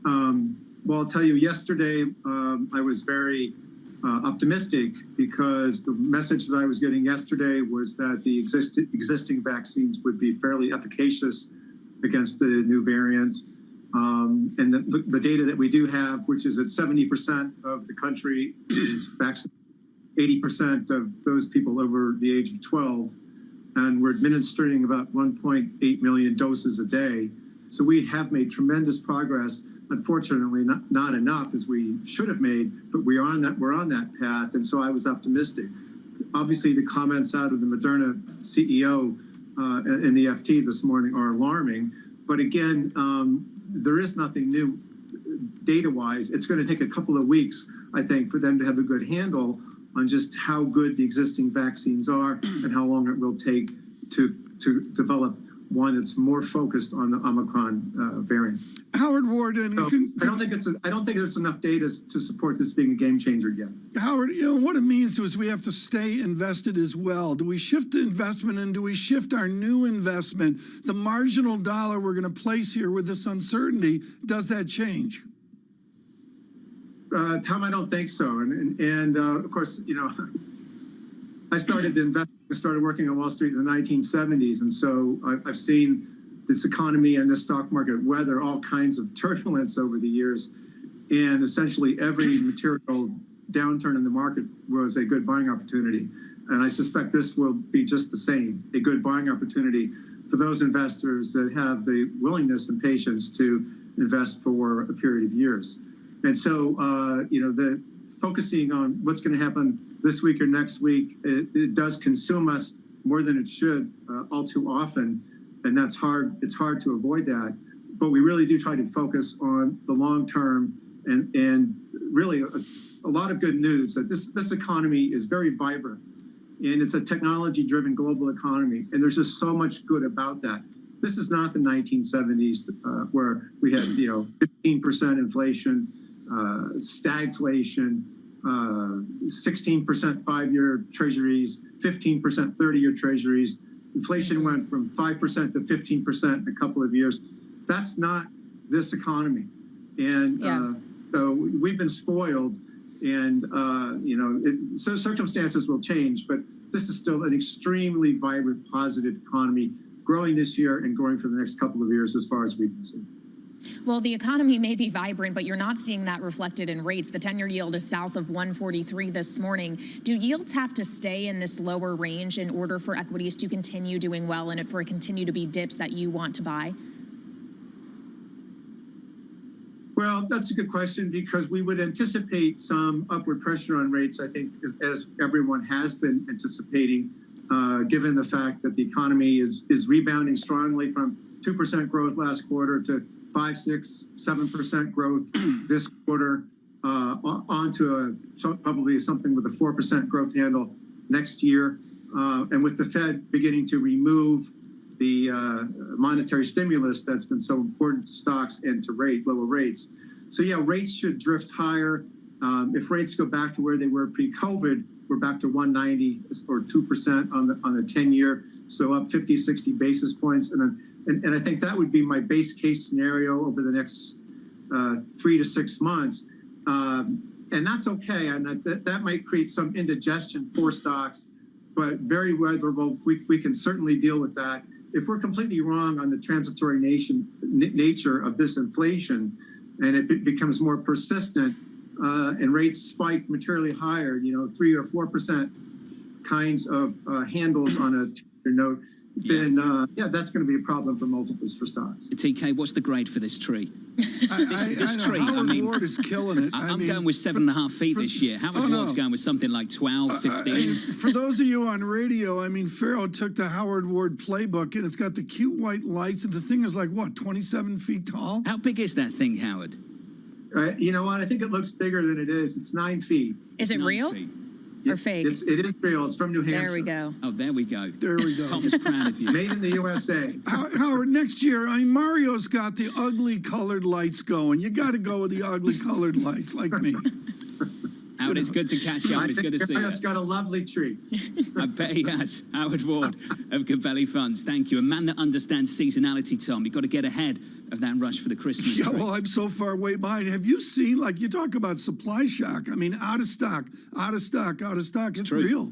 It's true. And not just fake trees, Kaylee, real ones too. Real ones too. I can't too. believe that. I drive through Manhattan every morning. There's real trees on the side of the road. Good to go. Maybe people in New York just don't like their Christmas trees as much. Apartments are small. You can't have a 9.5-foot tree in New York. Are they getting picky? Depends where you live. If you have a nice loft with high ceilings, like Tom. John, Kaylee was a sophomore at UVA, and she went out with some guys, and they cut down a tree just off of the famous commons there. Is that right? Take it back to the French. The lawn. Yeah, they did the lawn. Yeah. Your price action this morning down 50. We're negative a little more than 1 full percentage point. We're going to carry on covering these markets with Alberto Gallo, portfolio manager at Algebris Investments. We'll do that in a couple of hours' time. From New York City, this is Bloomberg.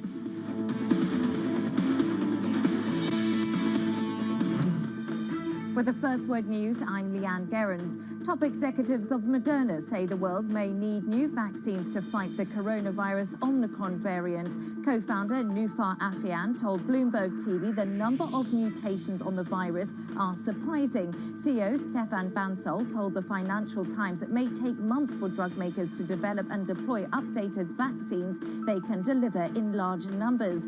Now, Democratic Senator Joe Manchin will not commit yet to moving ahead on President Biden's tax and spending bill before the end of the year.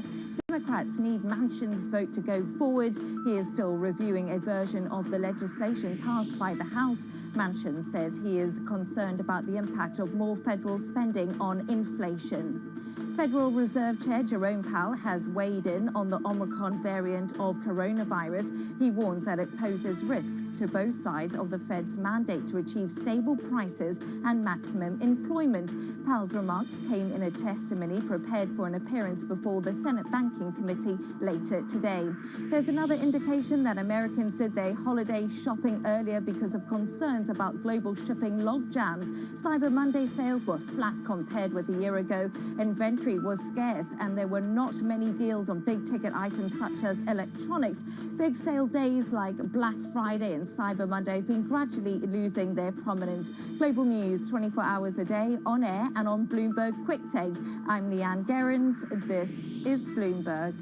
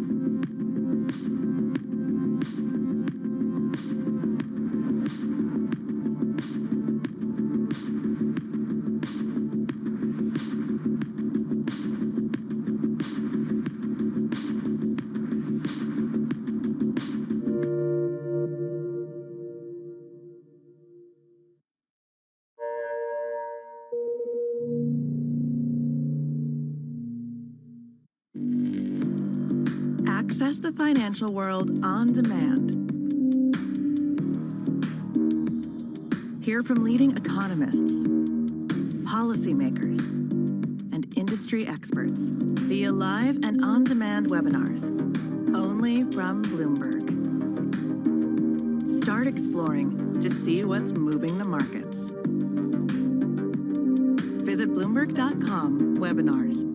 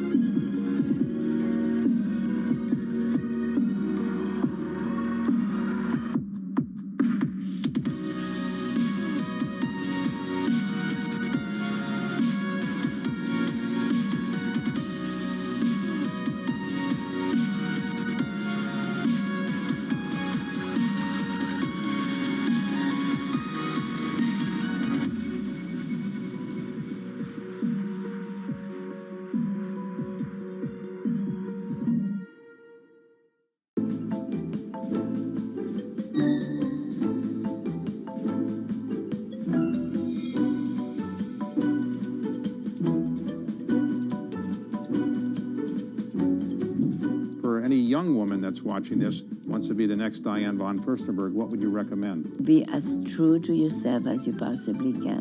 The more you could be you, the happier you will be.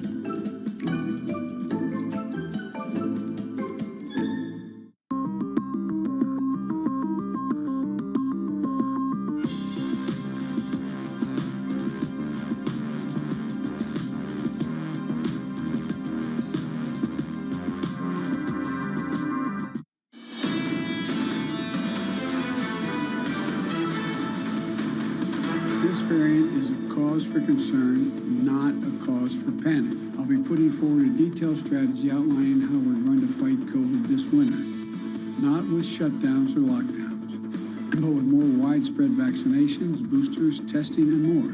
A cause for concern, not a cause for panic. The message from the President of the United States, Joe Biden, from New York City this morning. Good morning. Tom Keene, Jonathan Ferro, together with Katie Lyons. Lisa back with us tomorrow. Your equity market negative 49. I imagine she'll be back, Tom. The market's lower by 1% on the S&P 500. Yields on Friday, lower. Monday, higher. Tuesday, lower.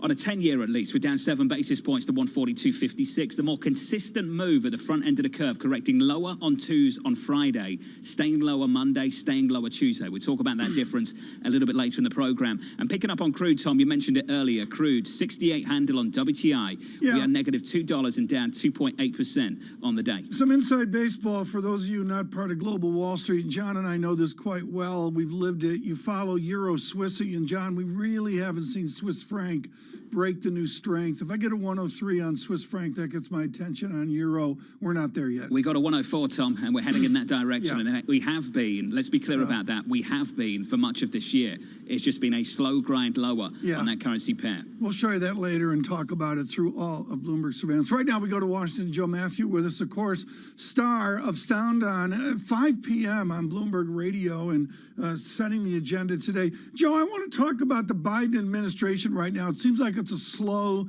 political day in Washington. What is the plan for the president and his team to get a more consistent message out there and not stagger from event to event?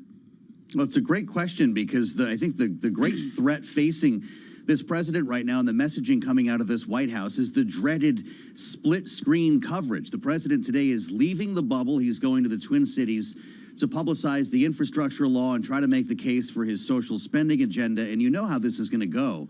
When news channels or others carry the coverage, it's going to go against and alongside coverage of COVID updates and, of course, the testimony that you guys have been talking about with Powell and Yellen today, both of whom are warning about interruptions in the labor market, rising inflation from some of this. So, look, this is at best, Tom, a distraction, and at worst, a game changer. I just outlined the distraction for you here, the split screen. The game changer is one that I would prefer not to visualize, but I don't think we have to use our imaginations too much to get that into our heads, having just lived through Delta. The Biden team is a little bit different than the Trump team. The Trump team seemed to be hugely visible in managing President Trump's message.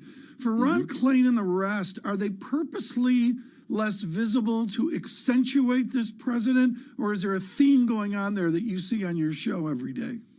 Well, or is it simply competing interests here as the president tries to get a message out on infrastructure spending, for instance, while the country is worried about inflation? Is choosing the term transitory something that this White House should have done or maybe evolved? I think it's keeping up with the news flow, reacting to what people are talking about, paying attention to polls. And this White House has, in many cases, found itself a couple of weeks behind, certainly on the inflation story. Look at what's happened to it today. It's a completely different conversation. Well, Joe, speaking of inflation, we heard from Senator Joe Manchin, who is a very key vote in getting the Build Back Better plan passed in the Senate, which has already passed the House. And he said yesterday, I can't commit to passing that by year end, as the Majority Leader Chuck Schumer would want. Realistically, are we talking about that passage, signed, sealed, delivered in 2022, if at all?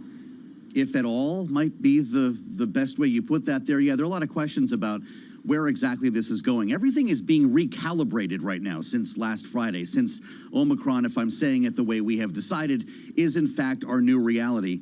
And that goes for the social spending agenda. If this is increasing worries about inflation, of course, this White House says that reconciliation will help inflation. It's going to make it more difficult for lawmakers like Joe Manchin to go ahead and vote for that. Chuck Schumer would love to have that under the Christmas tree this year for President Biden, but it's very unclear right now. The one thing I would say, though, when it comes to Manchin, been talking about him for months. Every time one of these stories comes up, go back and read his memo that came out. Remember, it was leaked last summer that he signed with Chuck Schumer. He has been nothing but consistent. If you follow the memo, everything since then makes sense on Joe Manchin, and you might actually be able to extrapolate how this ends. Okay, so that may be pushed off into next year, but there's certain pressing deadlines that Congress is going to need to address. Most importantly, avoiding a government shutdown by Friday. What kind of progress is being made on that front? that seems to be another kick the can story, kind of like the last time we talked about it. The question is how far they will kick the can into next year, whether it's mid to late January, then we'll do it all over again. The other issue is the debt ceiling, though. Janet Yellen's going to talk about this today in the language that was leaked last night, talking about the potential to eviscerate our economic recovery if this is not handled. Who is Janet Yellen speaking to there? Her own boss, Joe Biden, or lawmakers on Capitol Hill? Maybe Republicans, maybe it's everybody. But that scenario is a very concerning one that lawmakers need to deal with in the next couple of days. Joe, what is the agenda for the rest of the week, the next couple of days, as you say? What is the agenda?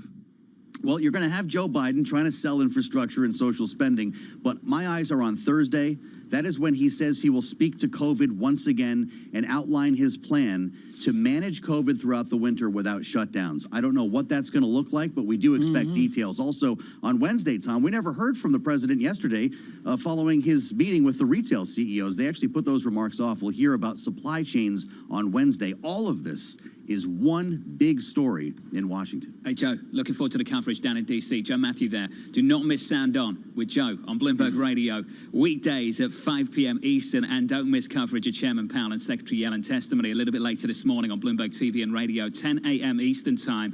In that pre-prepared testimony, Tom, did you read that? I went through it, and a lot of people said that this was very dovish. I thought it was pretty balanced.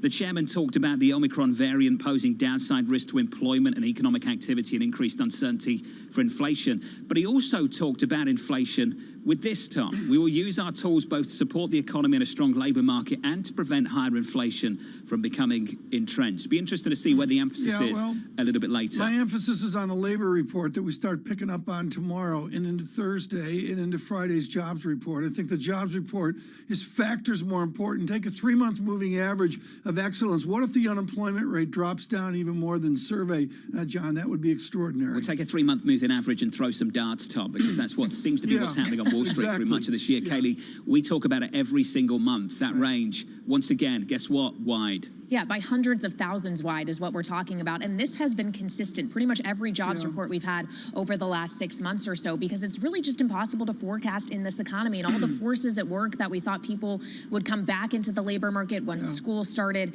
once those extra unemployment benefits rolled off, those turned out to be not so predictable, those forces. John, this just came in, and I showed it to Kaylee, and she got misty-eyed.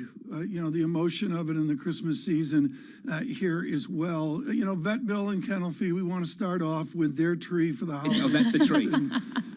One ornament each. The way, yeah, exactly. What Kennel Fee does to a tree, you want to go with the Are they peeing on that, Tom? Kennel Fee, everyone, absolutely. Is that what the yellow stain on the wall is? Yeah, thank you. How did you know that? I just figured it out pretty quickly. On radio, it's a painful tree. It's like, thanks for sharing that, Tom. That means a lot. That's very I'm festive. trying to get in the holiday spirit. We're almost in December. I know. Tom's getting festive with what looks like sticks and one Christmas ball. Just beautiful, Tom. From New York, Stand this is Bloomberg. Hermes.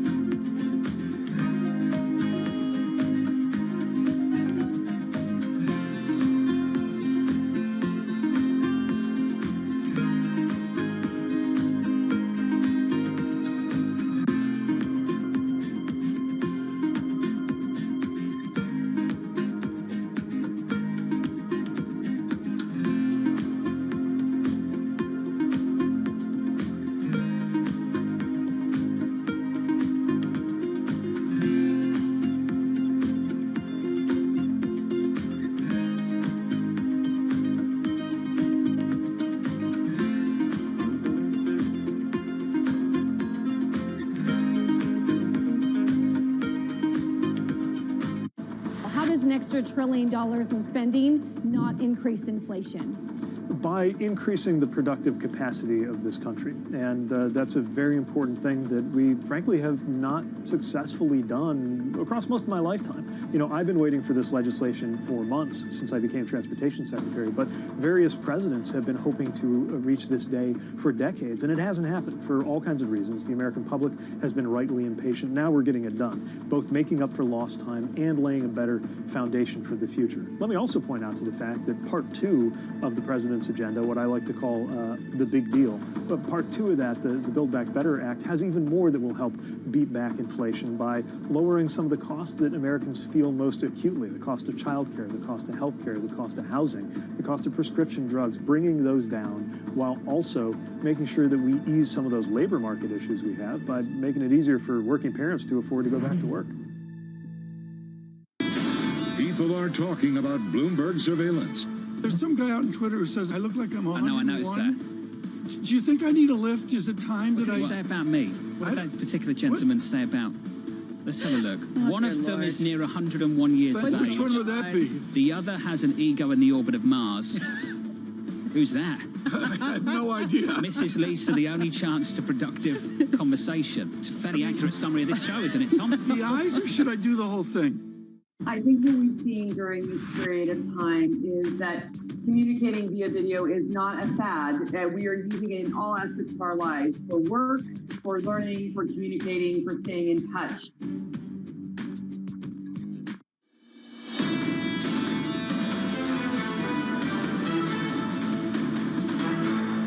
Live from New York City for our audience worldwide on TV and radio, alongside Tom Keene, I'm Jonathan Ferro, together this morning with Katie Lyons. Lisa back with us tomorrow. Your equity market is negative 0.9% on the S&P 500 after a round trip Friday, Monday on the NASDAQ 100. We're negative again by about 0.5%. The small caps taking it on the chin, down 1.53% on the Russell this morning.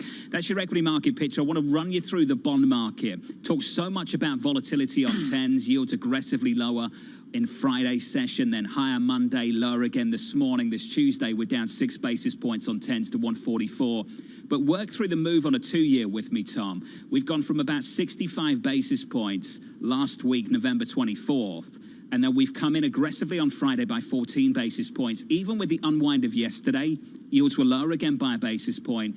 They're lower again by 2. We're at 46. So it's interesting to see the front end of the yield curve, Tom, again anchored. And the movement more recently is through the belly and out to 10s and out to maybe 30s, a little bit less so. But, Tom, that's the interesting part for me. The move on 2s has stuck. It's nice. Stuck there, Tom.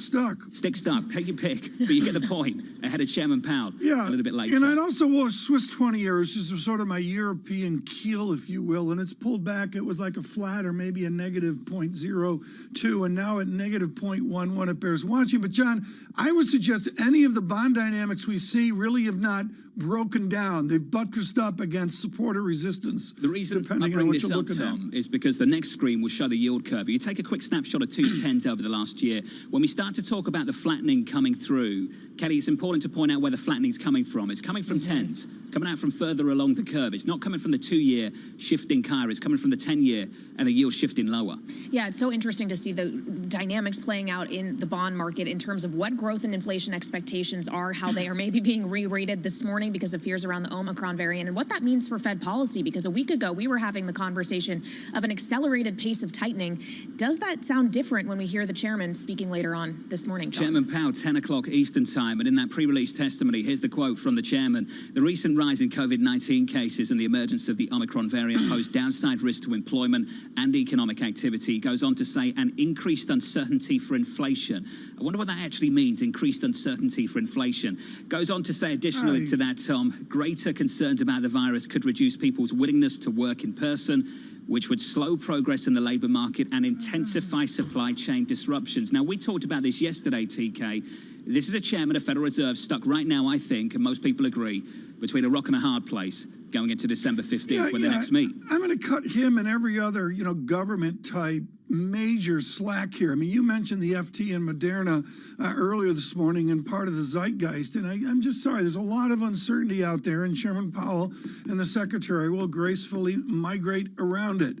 This is a joy. It is her first interview after leaving J.P. Morgan. Diana Omoa is wonderful at a synthesis of emerging markets. She joins Greg Coffey over at Kirkoswald Investment Management, and will have a real mandate to find the bottom on EM and make profit from it. Diana Omoa joins us from London this morning. Diana, congratulations on your new position of actually putting money to work. Do you load the boat on EM and particularly on Latin America right now?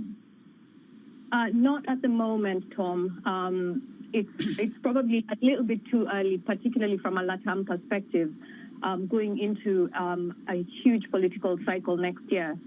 So I think for now, you stand on the sidelines and you wait for more political premiums inserted in LATAM currencies. But then also, I think the external backdrop, as we've seen the last few days, remains fairly challenging. And to go into some of these markets, it's really a pro-cyclical, pro-risk view. And while the risks remain fairly elevated and uncertain, I think it's probably a touch too early to be calling the bottom. The heritage here of Kirkoswald and Greg Coffey, obviously off his work at Macquarie years ago, is Australian dollar and currency dynamics. He lived it for real, as you did at J.P. Morgan. How linked is a strategy on EM to dollar dynamics, and particularly the desired dollar weakness? It's highly linked, particularly when you talk about EM currencies, but then also high correlation between EM currencies and local rates. Typically, you've tended to see EM underperformance during periods of dollar strength. There are the odd cases that can be coupled, but that usually requires a specific idiosyncratic catalyst. We are not there yet, and I think, when you look at the growth dynamics, global growth dynamics, the advantage is still very much in the U.S.'s favor. So here and now, it feels like we are in a cyclical dollar strength view, but that said, it's probably also, there is a fair amount of premium in some of the currencies. So whilst not necessarily stepping in to buy EM currencies yet, I'd say it's probably a little bit too soon to take the other side. Diana, how do your assumptions about when the Fed is going to lift off factor into that? So that does play a big role.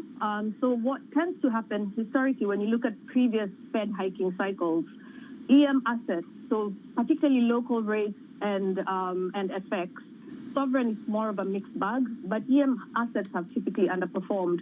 So when you look at the adjustment on local rates, typically on average you get anywhere between 100 to 160 basis points repricing into the fast Fed hike, at which point, if EM policymakers have been responsive, you do tend to see markets rallying back. So the timing of the fast hike is important because we will continue to see premium being inserted.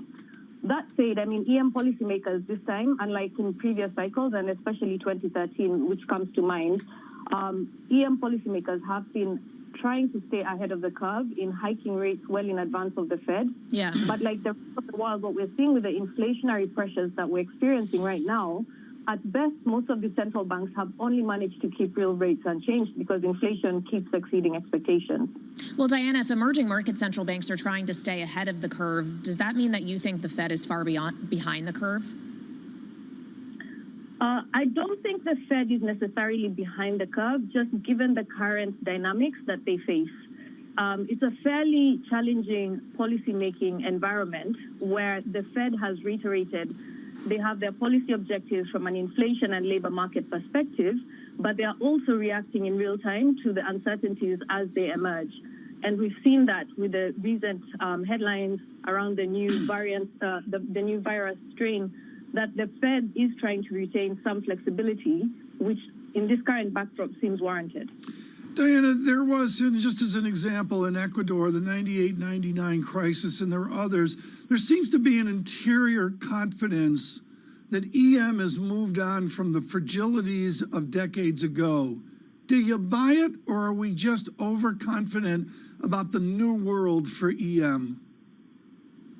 So it really varies depending on the emerging markets that you're looking at. In aggregate, I'd say EMs are certainly less vulnerable than they've been historically. So whether we're looking at the current account dynamics where EMs are actually coming out of this in a position where the net current account is a surplus, or whether you're looking at, for the smaller EMs, you mentioned Ecuador, the willingness to embrace reform, backstopped by the IMF. There certainly seems to be much more of a fundamental safety net for EMs in aggregate. That said, there are some countries that continue to remain vulnerable. I'd say Turkey probably ticks that box, looking at the developments there and the way the market has pricing premium in that space.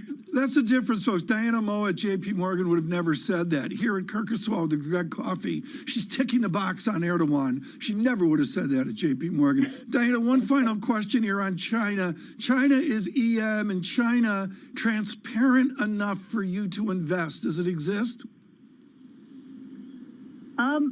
At the moment, I think the challenge for China investment is there is a recalibration of domestic priorities and policies.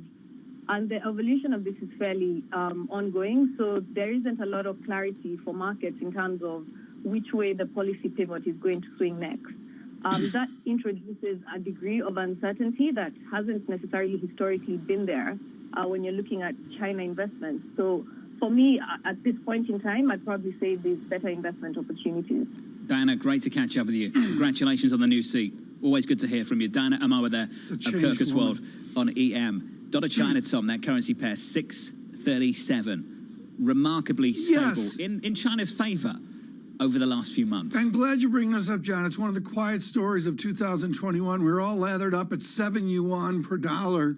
And the stronger renminbi here, and there's, is it managed or not? I get all that. It's really one of the unspoken stories of 2020. Did you see how she's changed, John? With a view? Are you saying she has a stronger view? I think it's like Dante's Inferno. She's gone to hedge fund hell.